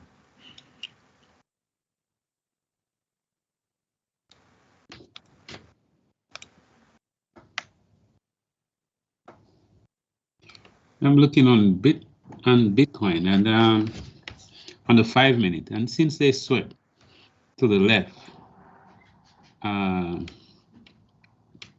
wondering if they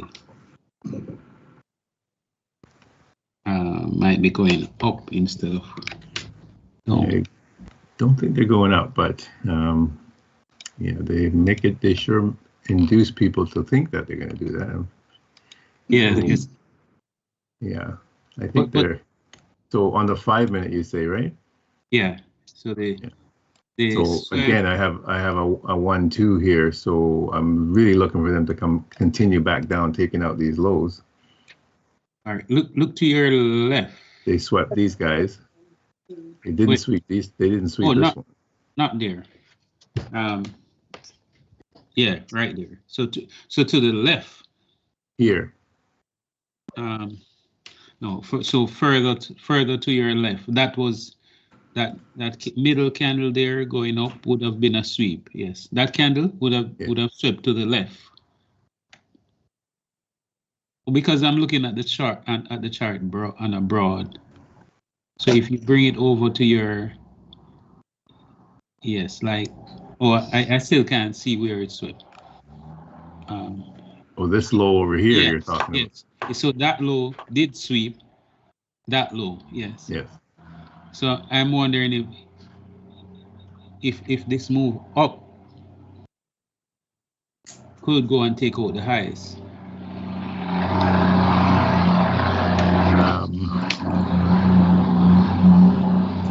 Okay, so I'm looking at my 4-hour bars. Opened, went way down, came back up, but we closed below. So the expectation is that this would just be a wick, and we're going to continue down. Oh, okay. Because they didn't close inside of the range of this previous 4-hour bar. They closed outside of it, so I would expect this to be just a wick here, and then the body would continue down. So this is why I would expect this move to the downside here for Bitcoin, because we have a 1-2 here as well. So I'm expecting that move. Okay. So the 4-hour candles are really super important, and if you where they close is very important. And so I haven't gotten the understanding of it yet.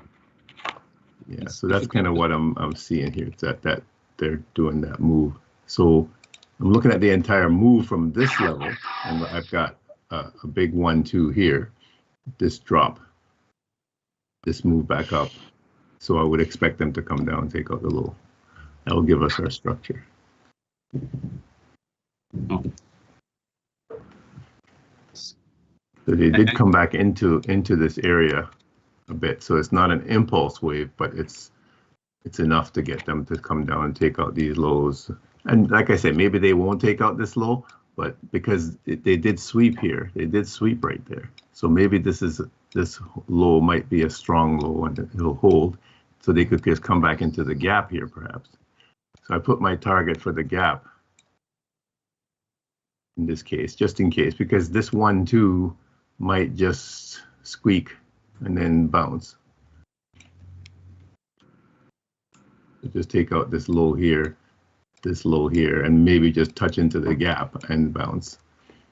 So I'm getting a nice profits there right now. So I'm going to take a little something off again because I can. All right, so yeah, so I still think they're coming down, and they're going to come down hard. So they entice you to go long, but you have to look at the structure. So the structure says no, don't go long, and I mean you could go long, of course, but you know that's counter trend. You want to continue going in the direction. Which time frame is that you're looking at? This is the 1 minute right now. So you see how they're coming down quick, right? So that's what I would expect. So this was just because I have a 1-2 here and another 1-2 here, I don't think they're going to go do this and continue up, because the 1-2 is holding precedence. So we would expect them to. We'd expect them to do this, right? The NAS is doing the algo move. All right. So what's the NAS? I think I got stopped out of the NAS. Yeah. Now. That's hilarious. Now they do it, eh? So they came up. So remember I was saying my stop was a bit tight there because I had it just above there, and they get me. So I should have put it above that high, and that would have been all right. But that's okay. Yeah. And so that's, you know, so that you have to think about that when you're putting your stops, because there's a gap here. So okay, so I'll mark it so I show you guys what I'm talking about. There's a gap here, right? So the placement of your stop on a gap is very important. And if I make this a little bigger so you can see, let me get rid of this guy. Okay, so the candle that started the gap is right here. So I could put my stop above that candle, or I could put my stop above the high. So I put my stop above the open of the middle candle of the gap, and that was a mistake because they came back up and took me out. But if I had put it above that one or that one, I would have been fine, and I would be still in the move. But it's all good because you can always get back in. That's the beauty of this thing, right? So here's a breach of this guy here. So we get a retrace. What are we retracing back up to into another gap up here? So you can always jump in again and sell if you're, if you're so inclined, right? So our structure is still intact here. 1, 2, 3, and then we get this move, and now we're looking to come down, take out all these lows here. We could still jump in on NAS at this point. So Tesla is probably setting up nicely as well, doing the same thing. So they did the same thing. They're inducing people to go long. All these guys got their stops under here now. So now they're going to come down and take them out. So retrace back into a gap, or this gap. And you always use the first gap. If you don't use the second gap if you're selling, you use the first one, because and I shouldn't say that, because we know that which one we can use. Like the ICT guys don't know which ones they can use, so they just go on the premise that, oh, you should use the first gap, but that's not, doesn't have to be that way. We know which one we can use because we can see the structure. So if you can see the structure, and then you can decide, oh, okay, I can see that the structure is going to take me into the second gap, So you look at the structure. What are the ICT guys? What are the ICT guys? Yeah. Okay, you need to go to YouTube and look up ICT. Okay. ICT is he's called the Inner Circle Trader. His name is Michael Huddleston, and he's got probably 3/4 of the trading world on his side with his ICT methodologies and so forth. Okay. Yeah, so he's got all he's the one that's showing everybody the fair value gaps and the order blocks and mitigation blocks and breaker blocks and the macros and the algos and all that kind of stuff. So a lot of people have been following his stuff. So I've watched his analysis. He's very good, but he uses all these terminologies and so forth that would throw most people for a loop. Consequent encroachment and all this kind of stuff. So I try to keep it simple. I like his fair value gaps. I think those are probably the most powerful things, and the sweep of liquidities. Those are the two most powerful, I would think. So yeah, so this is what you would look for, because we can see the structure. If you can see the structure, that is, then you would know that you don't have to get in at this point, because you're expecting price to go a little higher. Whereas the ICT guys are told, no, just get in on the first gap, because they're not sure if it's going to go higher. So you see the difference. Because we can see our structure, we kind of have an idea that, oh yeah, this could go a little higher. So the second gap would be ideal in this case for an entry.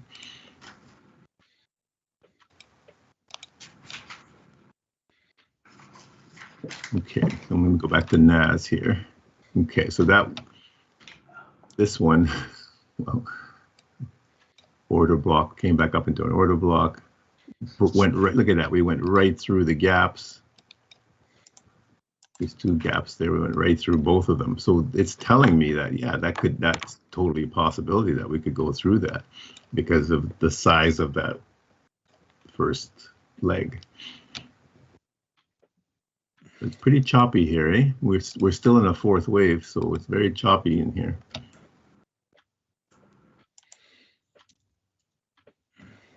Not liking this for an entry, because my stops are going to be too far away. If I enter here, you're going to have to put your stop way up here. It's too much risk here, So it'd have been better to get in up here and put your stop here, so your risk becomes a lot less. That makes more sense, right?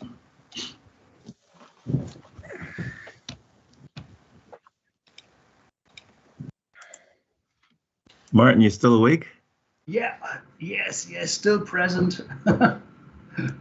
Are you feeling a bit resigned to the surgery coming up, or are you Well, okay? I'm really looking forward to it. You're looking forward to it. Yeah, I'm taking that airway surgery thing. I'm doing myself to people. Okay. And Excellent. I'm looking forward to it. So I expect better sleep and yeah, well, some 40 years in good health. Yeah, well, I hope everything goes well. Okay, thank It's you. always scary when you hear surgery. Well, it will entail some 3 to 6 month liquid food. Wow. Really? Yeah. Well, I mean, there are whole nations feeding on milkshakes and stuff, don't they?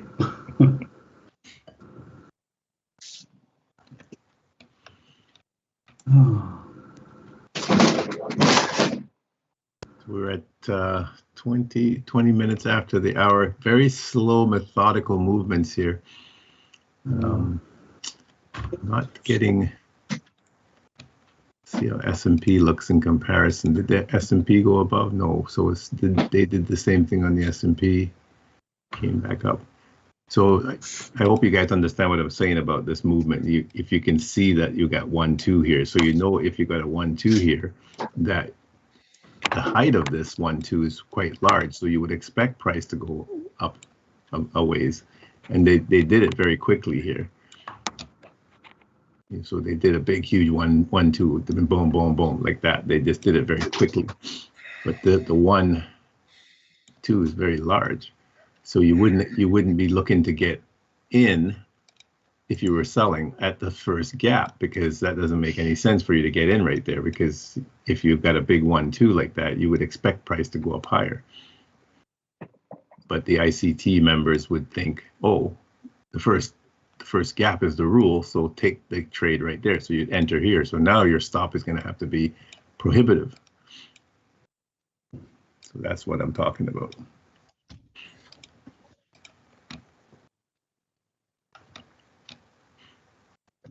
So we've got equal lows down here, so we should be coming down to take these guys out. I do have a gap here, so we could get another retrace back into this gap. That would present a better entry with a stop here or here, you know, if we get a retrace back up into this gap.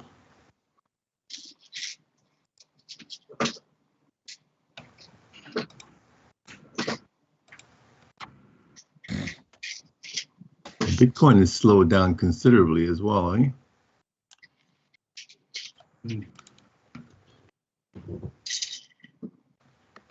So putting this gap here, could we come back up and touch this gap?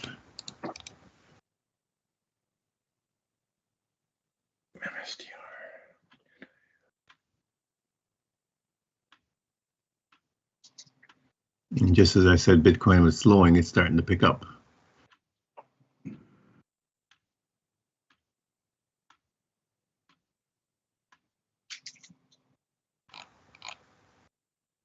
We're getting quite a nice drop on Bitcoin there.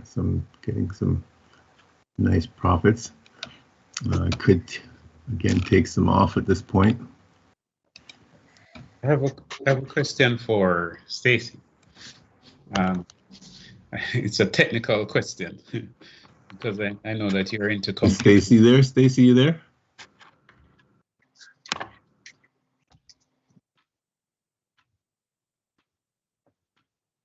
Yeah. Stacy, you there? I don't think he's with us right now, Omar. Okay. Yeah. Thanks. Yeah. Probably somebody else can make a suggestion. My broker still freezes. And it's very annoying. I would bet that's very annoying. Yeah, because sometimes you enter a trade and you wouldn't. Well, I normally enter the trade and then put in the stop same time, but I would enter the trade and then trying to enter the stop and it freezes, so I can't enter the stop. So that's very, very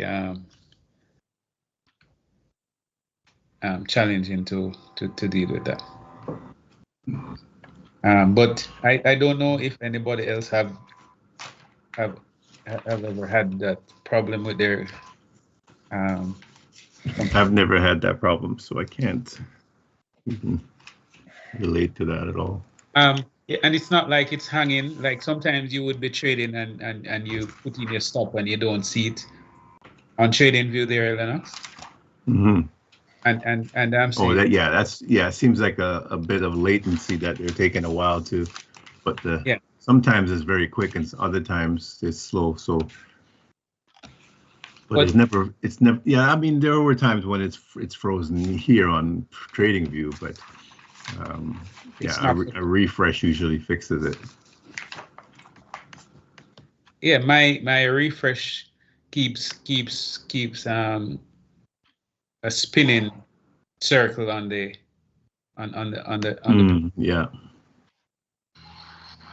And it doesn't happen on another broker. So it's, I don't want to think that it's a computer, because if another broker works when that happens, then it shouldn't be the computer.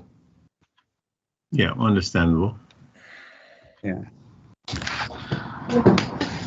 But I don't know what I would say to help you, and Stacy is not talking with us today. Yeah, yes, he's busy. Yeah, it's difficult working with such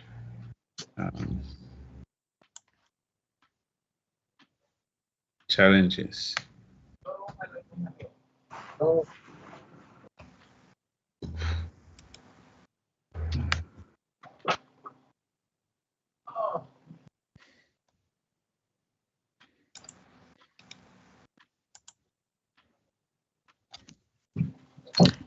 Oh my, they're going up much higher than I'm expecting here. So they're going through that gap, going into the top of the order block. They touched the order block on that side. Interesting. So they look at all that big wick that they put in. They still respected this gap. So I'd like to see them fall here now. It's time for them to come down. How's Tesla doing at this point? Tesla is still a bit looking for them to fall here as well.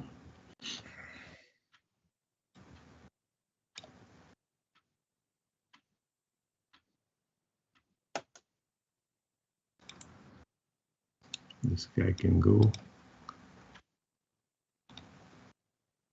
S&P. Nice touch on the S&P, a little wick, and then we should bounce off to the downside here.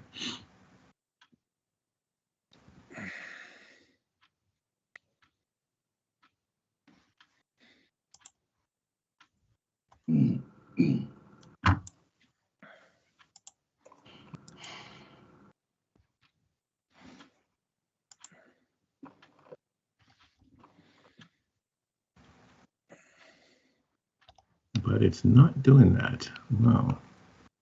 Playing hardball here in this fourth wave. Yeah. So they've gone and closed above my gap, which I didn't like. Here we come now. Maybe this is it. We're going to come through. They're ruthless sometimes.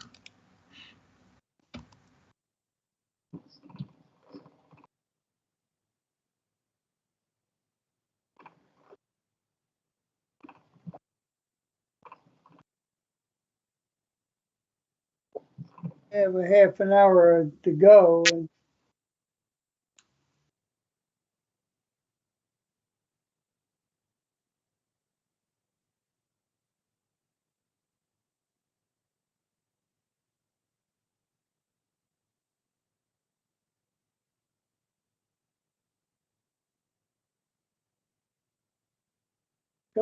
because it couldn't close below the 62% mark, which is our 1, 2, 3 target 1. I kind of thought it would close higher, or towards the top anyway.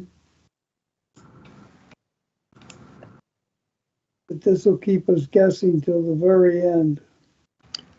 Yeah, it's very, very lethargic, but we know we're stuck in a fourth wave here. So I'm just looking for them to break through this fourth wave, and fourth waves can be, as we've seen many times, tough go.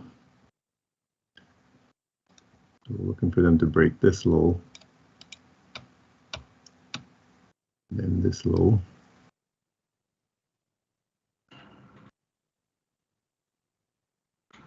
But sometimes it's just a matter of being able to stay alive in there. If you can stay alive without getting stopped out in there, then you've got a fighting chance. But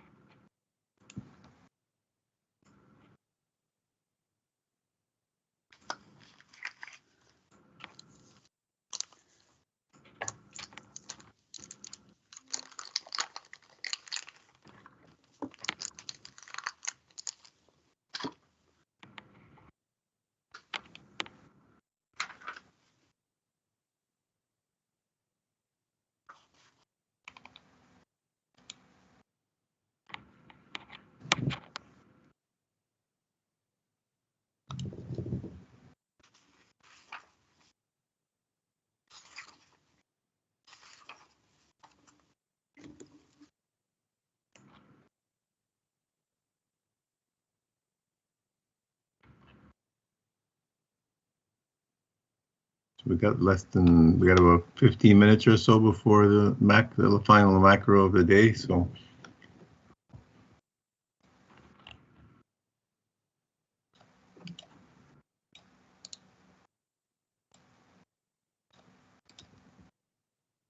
look at that pushback.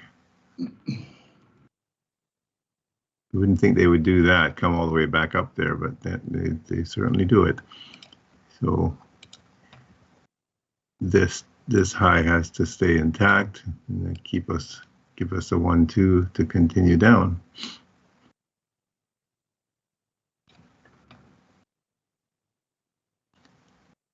Oh, my stop loss was hit on. That's too bad. Okay, so I got some profits again on Bitcoin. They took me out with profit.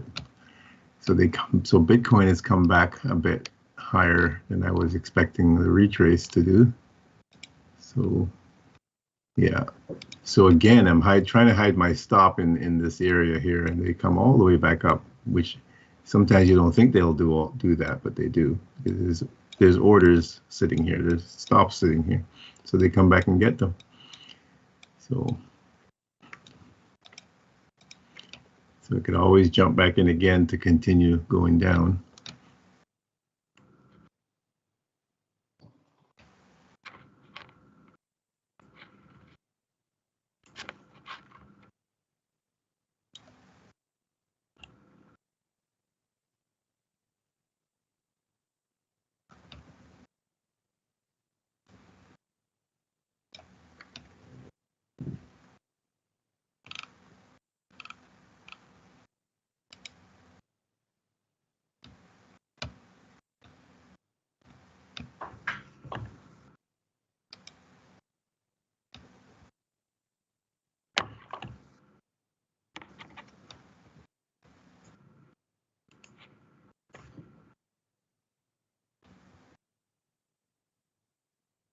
Okay, is this it finally? We're going to get that move now?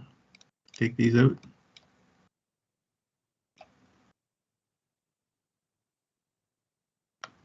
We've got 3 A, B, C, D, E. So we should be really done here. 1, 2, 1, 2. We should be going.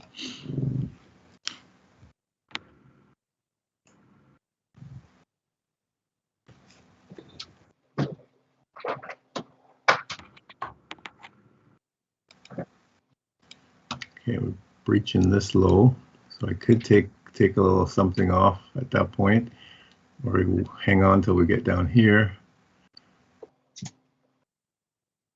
Okay, so a couple grand. I'll take a little something off here.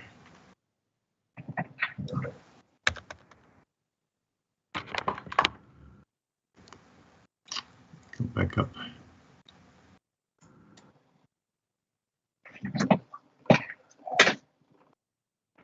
That's pretty good. Okay, so now bring my stop down a little bit.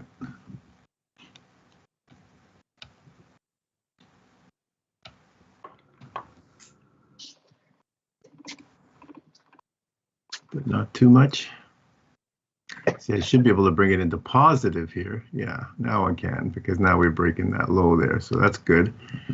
And Bitcoin did it beautifully. Look at that drop on Bitcoin. Jumped in right there and caught Bitcoin. Bitcoin's nice move there, so I'll take a partial there. It's coming back against me. Okay. And then move my stop here into positive again. So beautiful move on Bitcoin. That's the kind of drop you want to see.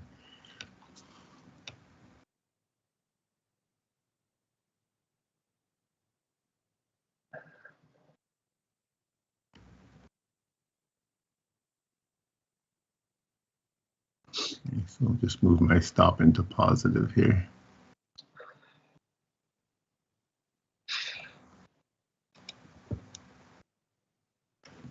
So looking good for Bitcoin to get all the way down, possibly to the bottom, but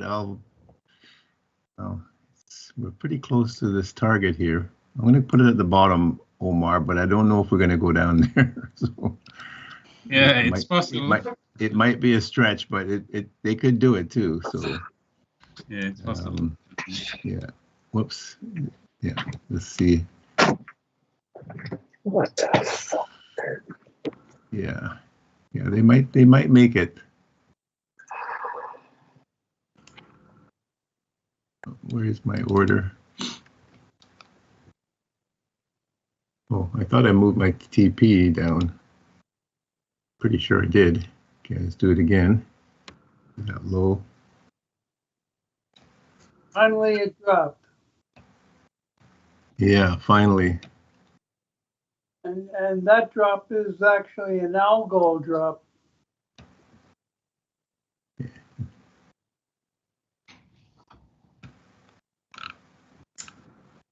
not sure why Bitcoin's not taking my take profit. Okay, so we finally got the drop here on the NAS. Yay. So nice move. Bring my stop down into positive and just keep riding it down. See how far I can get. They can take me out easy here too. So where are we going for a target on the NAS? Looking for. I'm going to put it at this low here.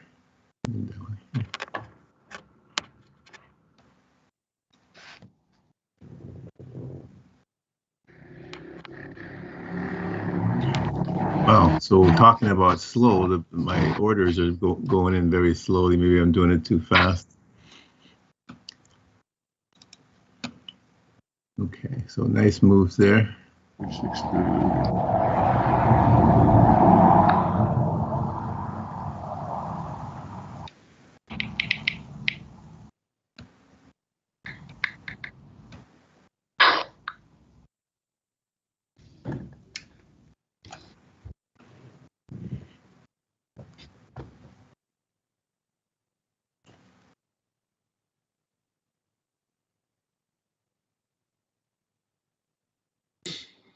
Just, you know, there's a crypto summit happening at the White House here. It's just getting ready to start. A crypto summit? Yeah, I think you're talking about crypto in the White House. Well, who was it? George was saying that there were the Koreans. Was it the Koreans that? Yeah, it was a North Korean hacker. North Koreans hacked one of the coins. They, I don't know what the second largest crypto is, but they hacked I believe it's that. Ethereum. Which one? Ethereum. Oh, really? They hacked Ethereum. I don't think it was diphtheria. Ethereum. Anyway, they hacked that for 1.5 billion. And the hacking was for the company's reserve that they had, that company that is the major broker for whatever the coin is. Ethereum is what Let me Marquis see if I saying. can find it in the Wall Street Journal again, and I'll send you the article. You have the Wall Street Journal, Peter? We can get it online. Okay. It's in, I think it's in today's. I'll find out.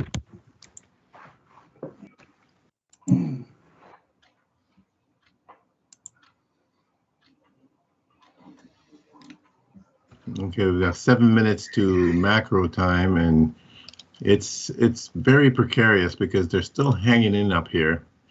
They're not really dropping it as hard as I thought they would. So we could still see them go back up and take out these guys up here. That's a total possibility, but these guys have been taken now, so there's only these guys down here left. And the bottom. So this is much closer hanging fruit for them, right? So we could go back up there. Surprised that they hung up here so long all day, but I can see that we do have a 1-2 here, so I would expect another drop to take out these lows first. So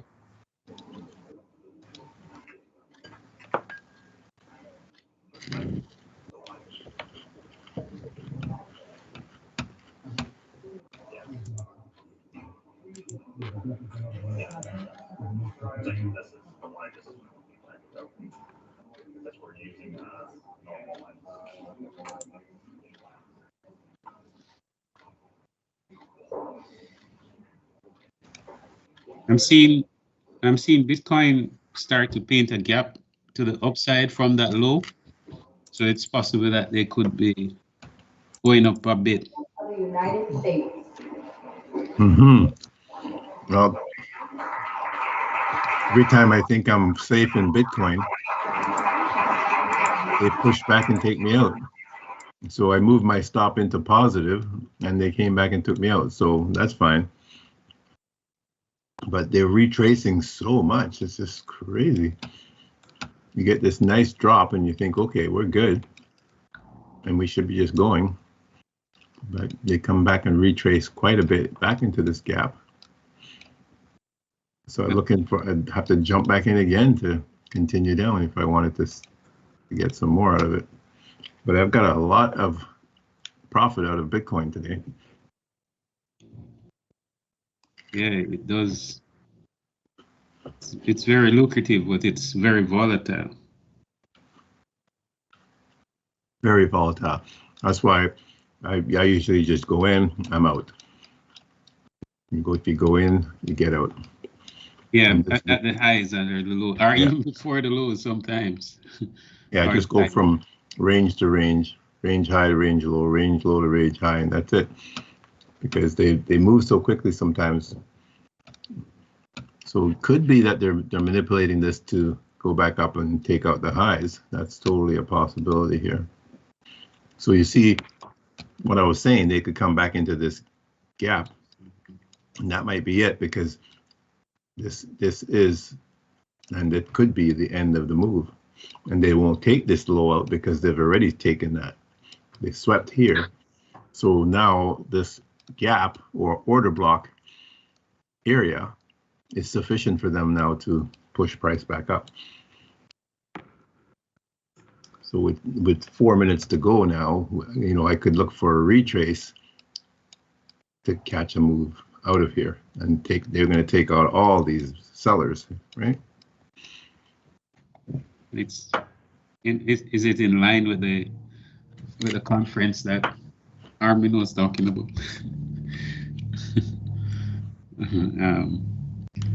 What time that conference taking place? That was a 5 minute.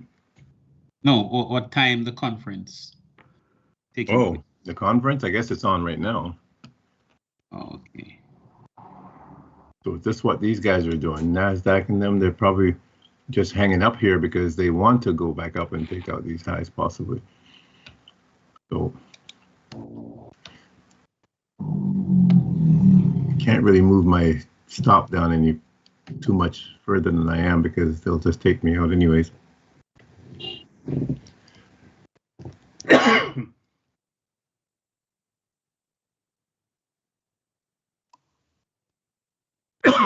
It's sweep to the top. Well, it's a pullback. 3 minutes before macro. The pullback to continue long. So this should be a most interesting finish here today. So since I've got a couple of minutes, I'll be right back, gentlemen. Right back.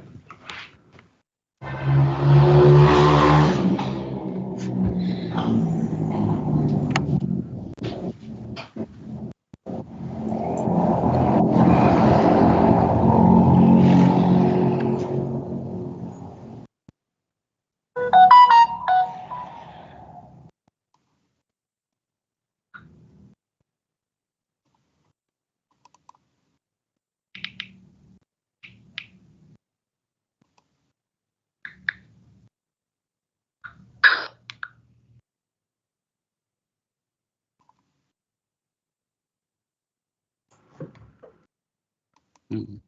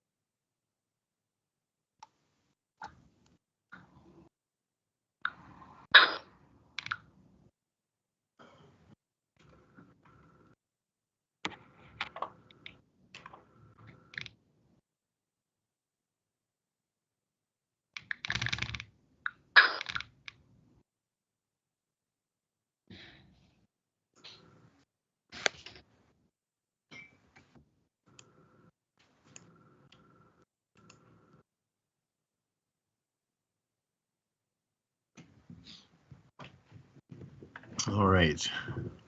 Mhm. It's 10 minutes to the hour now. So here we go with the macro. So they did take me out. My stop was too tight there. Okay. So it's a difficult one today because we do have equal low-hanging fruit up here for them. So they could shoot straight to the upside without giving us a fifth wave here. I was looking for another drop here, but they wouldn't do it. They've come back up into the inside this area, so they could continue.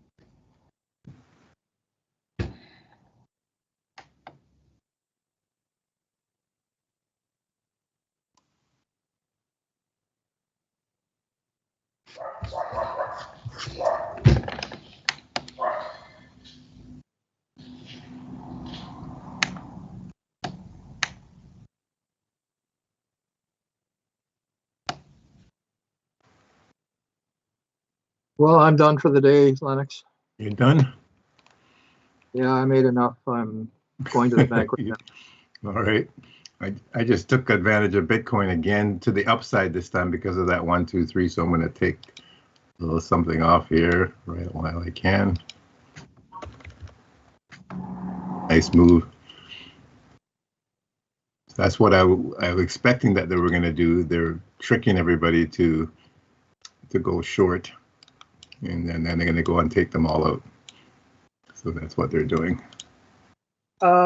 Lennox, Beautiful move. Yes, sir. I put the crypto hack article in the chat. Okay. Do you see them? How far do you see them going now, Lennox? Since With it's Bitcoin? Well, yeah. look at our 1, 2, Not 3. Bitcoin, no. Bitcoin here. Look Yeah, at that it's- 1, 2, 3. Look at that move, right? It's rocking. Yeah. So that's what I figured they would do. So I wasn't too sure about the NAS because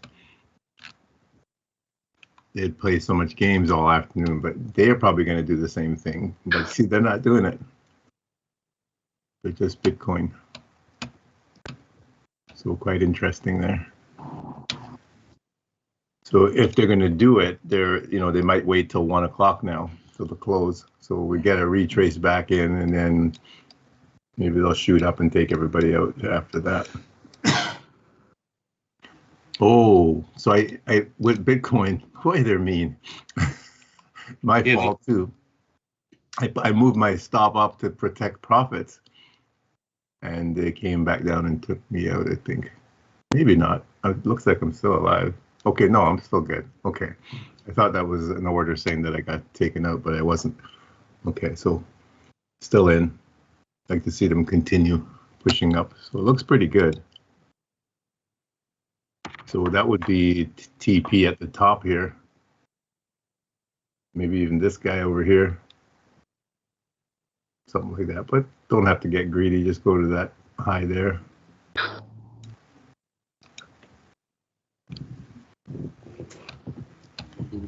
All right. So I don't know if Peter left us. Yeah. Okay. So let's see if we can make that high.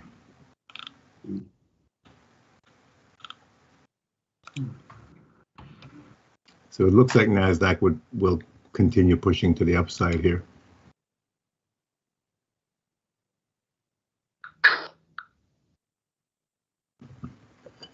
Here they go.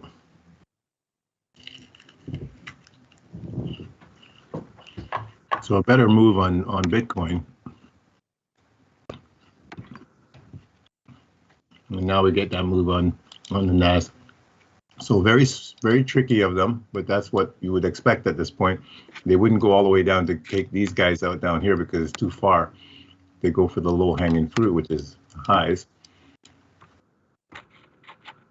So that's why they wouldn't come down. That's why we wouldn't come down, because they had it all planned that they were going to go up and take out the highs. Yeah, So they induce. And on the high, didn't they? Yeah, they induce all the sellers in here to go in, to go short, and then they come back up and take them all out. These macro times, though, Lennox, they are profound. Yes, they're very profound. This is when the movement really occurs. Yeah. And sometimes, like the timing that we are looking at the markets, it can be very rough at times. I mean, you can find good trades, but it can be rough sometimes. Yes.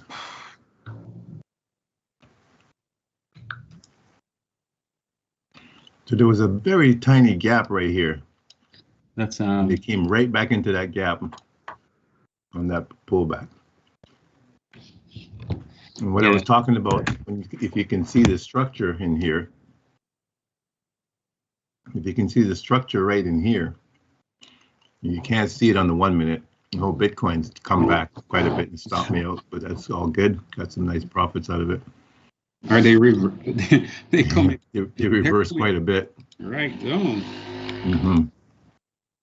Are they coming to sweep the lows now? That's really amazing. Yeah, that's a ridiculous turn of events. So it's a good thing I moved my stop up to protect profits, because yeah, you wouldn't have expected them to do that. But see, they've taken everybody out up top. So are they going down to take out the bottom? Maybe. Yeah, it looks like that's what they did. So they induced everybody completely. So I protected my my profits, so it was good. So did they take out the bottom now? No, they still didn't take out the bottom. So very close to doing it, but did not. Interesting. So it looks like they might still. If I go to the 5-minute, very close to taking that low out, but they did not. So are they going to take it? It looks like they might, because we have a 1-2. So this drop into 3, and we could certainly go one more time, take that low out. So you wouldn't have expected this turn of events. You think that they would continue pushing up.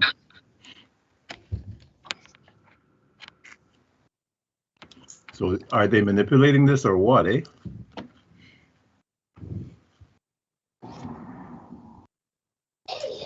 I believe Trump's speaking at the crypto summit right now. Yeah, so Bitcoin is fluctuating because of that. So remember, the expectation was that they would take out the bottom. They would take the bottom out. They take that low out because of our structure. So this move up again is just an inducement to suck everybody in to go long, and then they come back down and take everybody out. So they're very, very good at manipulating everything.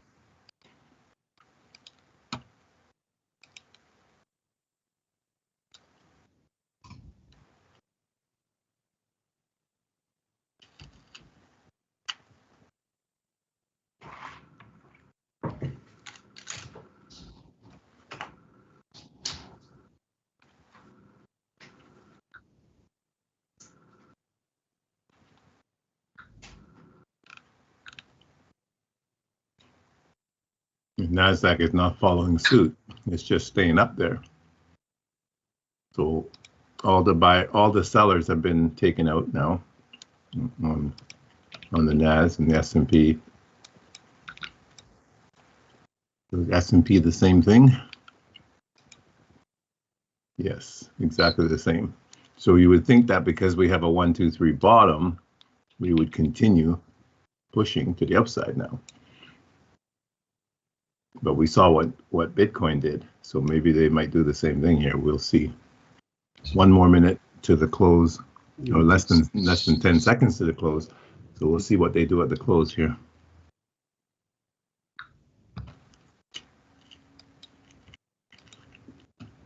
There's the bell.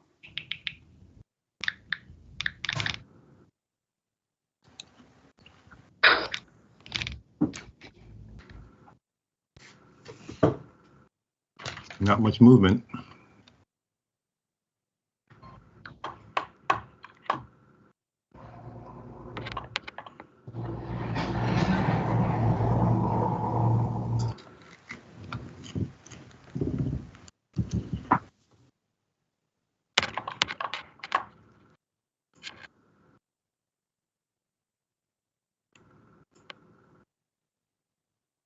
No movement at all at the bell. Interesting. Because sometimes you get very strong movements, but nothing today. So far, anyway. It still could happen, but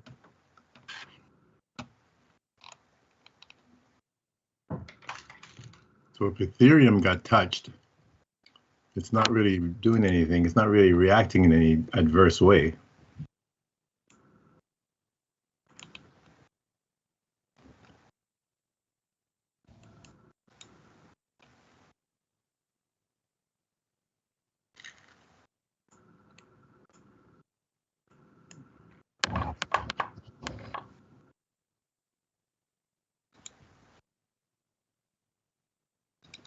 So our structure is pointing to another drop here for Bitcoin to take out the lows.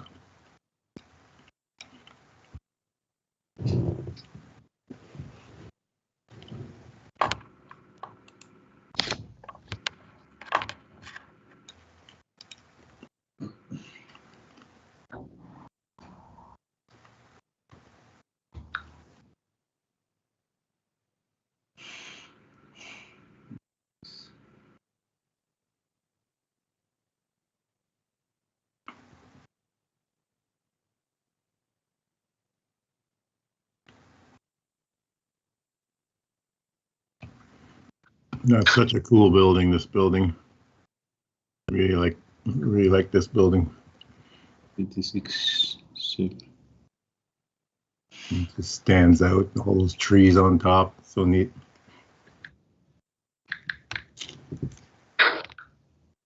Where's that building? In Gastown. You never seen it? Oh, I rarely get to Vancouver, so. Yeah, it's a good trip over to Vancouver just to see all the new construction buildings down there. It's amazing. This one's an old one, of course, but the beauty though. I like the plants on top. Yeah, I love it. Yeah, it's just great. And they have one of the most beautiful spiral staircase inside.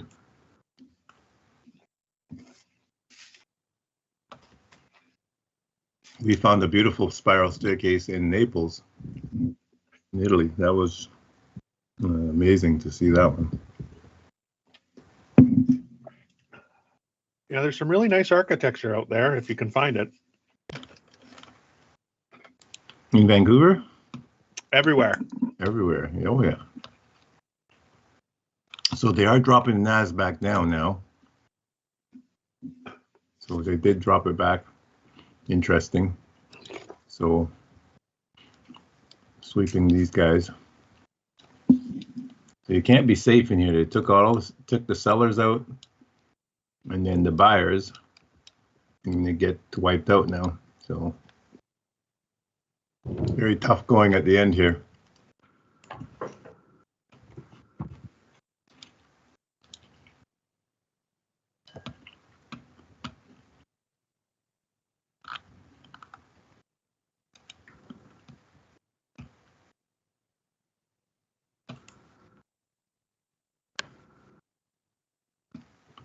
Got about another 6 minutes to the end of the macro. Still going.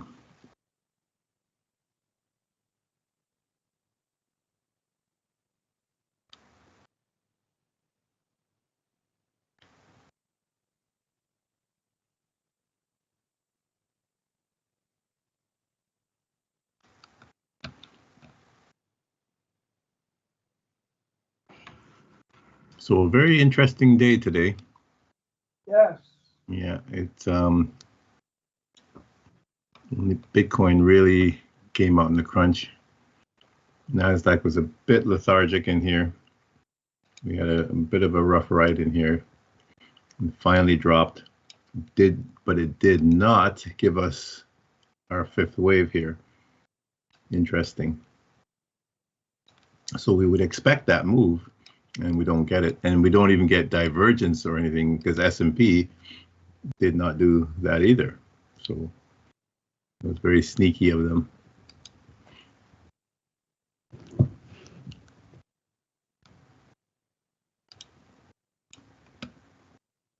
Let's see how Tesla did at that same spot. Tesla did the same thing. They did not give a fifth wave. So you know, as Ellioticians, you're looking for that move to come back down one more time, but they don't do it. So it's just an inducement, and they go back up and take all the sellers out.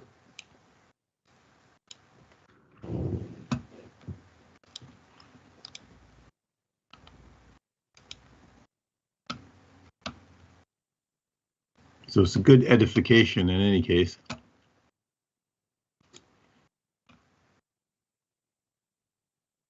All right, so Bitcoin has done what we expected. They come down and create the last leg, taking out all the lows now. So that gives us our structure. So I could have sold Bitcoin again, but I thought, yeah, I'm going to stay out. So that's our structure that we're looking for. So that's the expected move. So now if we go up to the 5-minute or the 15-minute time frame, this was what I expected from the beginning, that this move to that level up, we would come down, take out the lows. But they do it in a very sneaky way. So that same pattern, this same pattern here, is the same pattern here.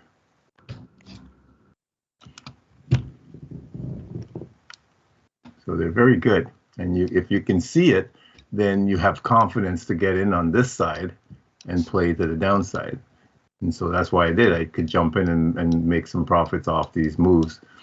You know, you could do that, but it's, again, being able to see it and then having the confidence to say, yes, I'm going to take those trades to the downside through here to do it. So that's the structure. That's our structure. That's what we're looking for all the time. So now they should be done because they've swept everybody. We've come down into the midpoint of the large gap from the, I think that's a weekly gap, if I'm not mistaken. I go back up to the weekly. Yeah, we're back into that weekly gap here.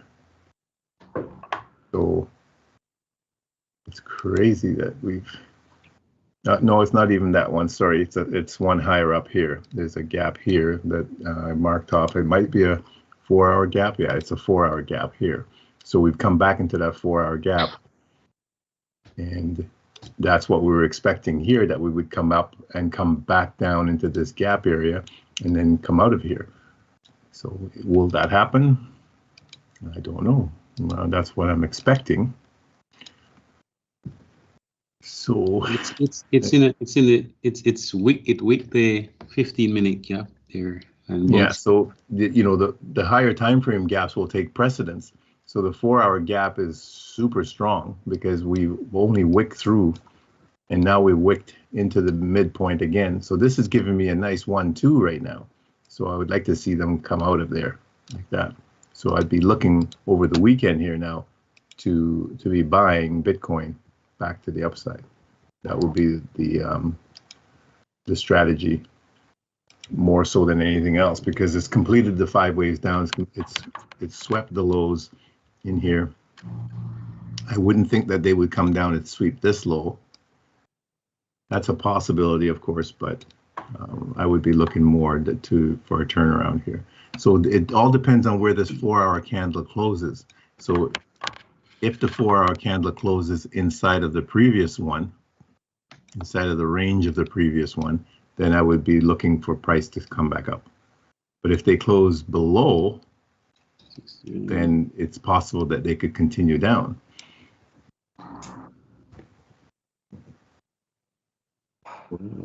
So that's what you have to look at. So that's why I have the 4-hour candles here, because they really help me as a guide to see what the overall direction is.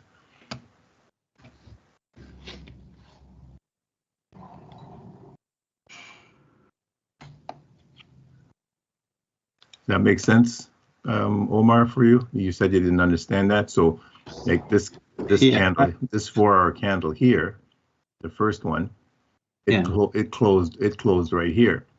So the next one opens, they fake everybody to go long. So that's the wick. That's where you want to get in. And then they go down, take out the low, and then they close below the low. So if they close below the previous low, then the next candle, when it opens, you would expect them to fake them again to the upside and then close below the low of the next one. That's what they did. So now it's the same thing. If they close below, then we would expect another candle going down. But if they close above, then we would expect a turnaround candle.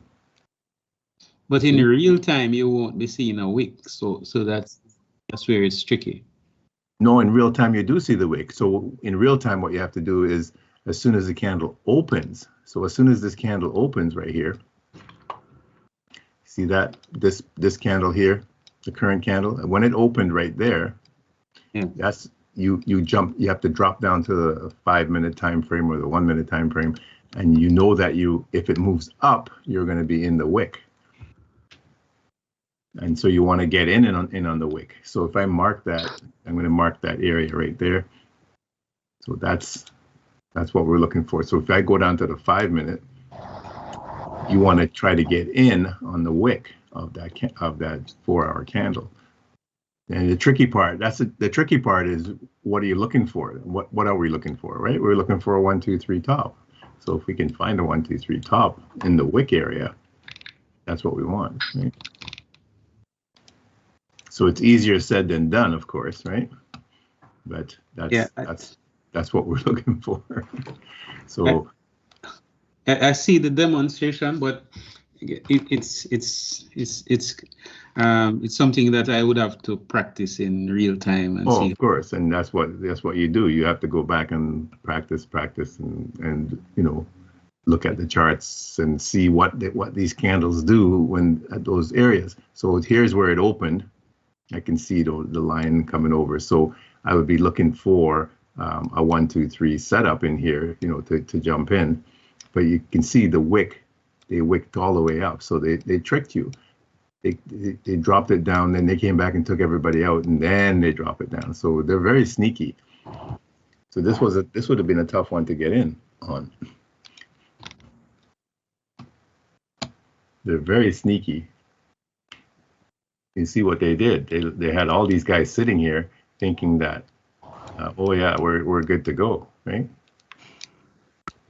This is the trajectory. So this is the worst thing when you get in, and then they go back up and take you out, and then leave without you.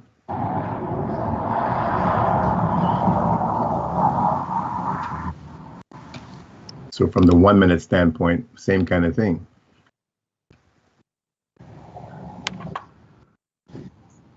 Take this box off.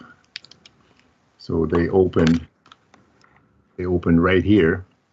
So this is where you get fooled, because they open on that 4-hour candle. So now you're looking for a 1, 2, 3. So you're looking for a breach of structure. You're looking for a break of structure here, or a change of character. So they do that. They do it here. Now you don't expect them to take this high out anymore, because that should suffice for them to come back down. But they do take you out. Your stop is not safe here. Yes. You see, so it's there, but they're very, very tricky about it. So I just took pieces off it. Get in here, take a ride down, I'm out, right? So that kind of thing, we're taking some off, because they can chop you up in here. So they do 5 waves, 1, 2, 3, 4, 5. They go back up and take out the high. Not expecting that at all, that they would do that. You would think that that would have been it right here, and they would come back down. So this is a very nasty little move that they did here. So that messes up the structure, right? It messes up our structure. So now the whole structure has to restart. So then they put a 1, 2, 3 here. So now that makes sense. And then they come down. So you see, they're not even done going down, because we have a 1, 2, 3 in here. So they're just chopping up and down here. So we could expect another drop here. Possibly. And I say possibly because sometimes they'll do this on Bitcoin, and they'll just go without even coming back.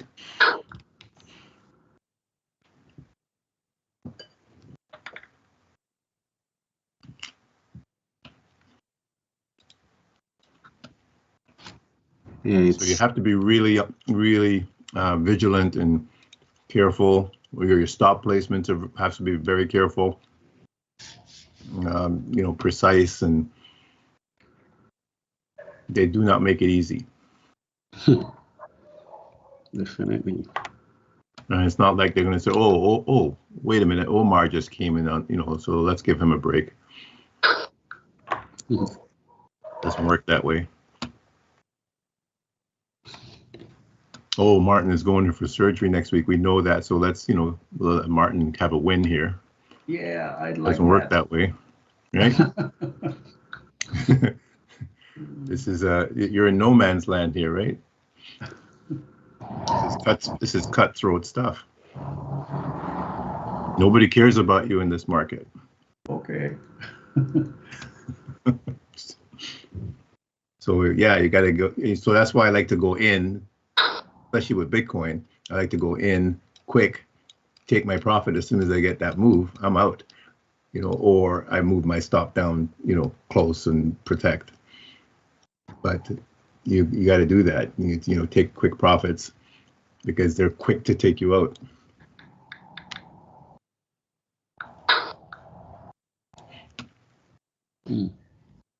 It's a little bit more forgiving with NASDAQ and S&P, Tesla and all that, but Bitcoin is very nasty.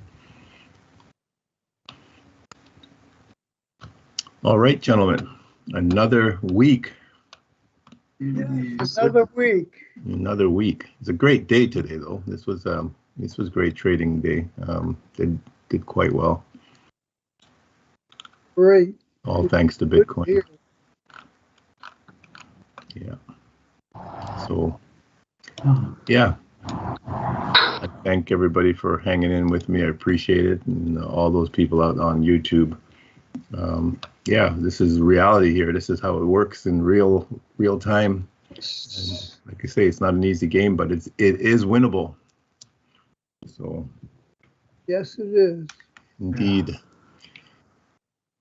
All right, guys. Good weekend, everyone. Have a great, All right. Thank you, strong gentlemen. end, everyone. Everyone have a good weekend. Catch you guys Monday. Martin, all the best next week. Yeah, thank you. Yeah. You'll hardly able to understand my mumble the week after, I guess. Okay. All right. Take Thank care. you. All Bye-bye. right. Omar, thank you. Take care. See you guys. All right, Stacy. Have a great, strong end. Armin, take care. Vic, thank you. Take care. We'll see you guys Monday.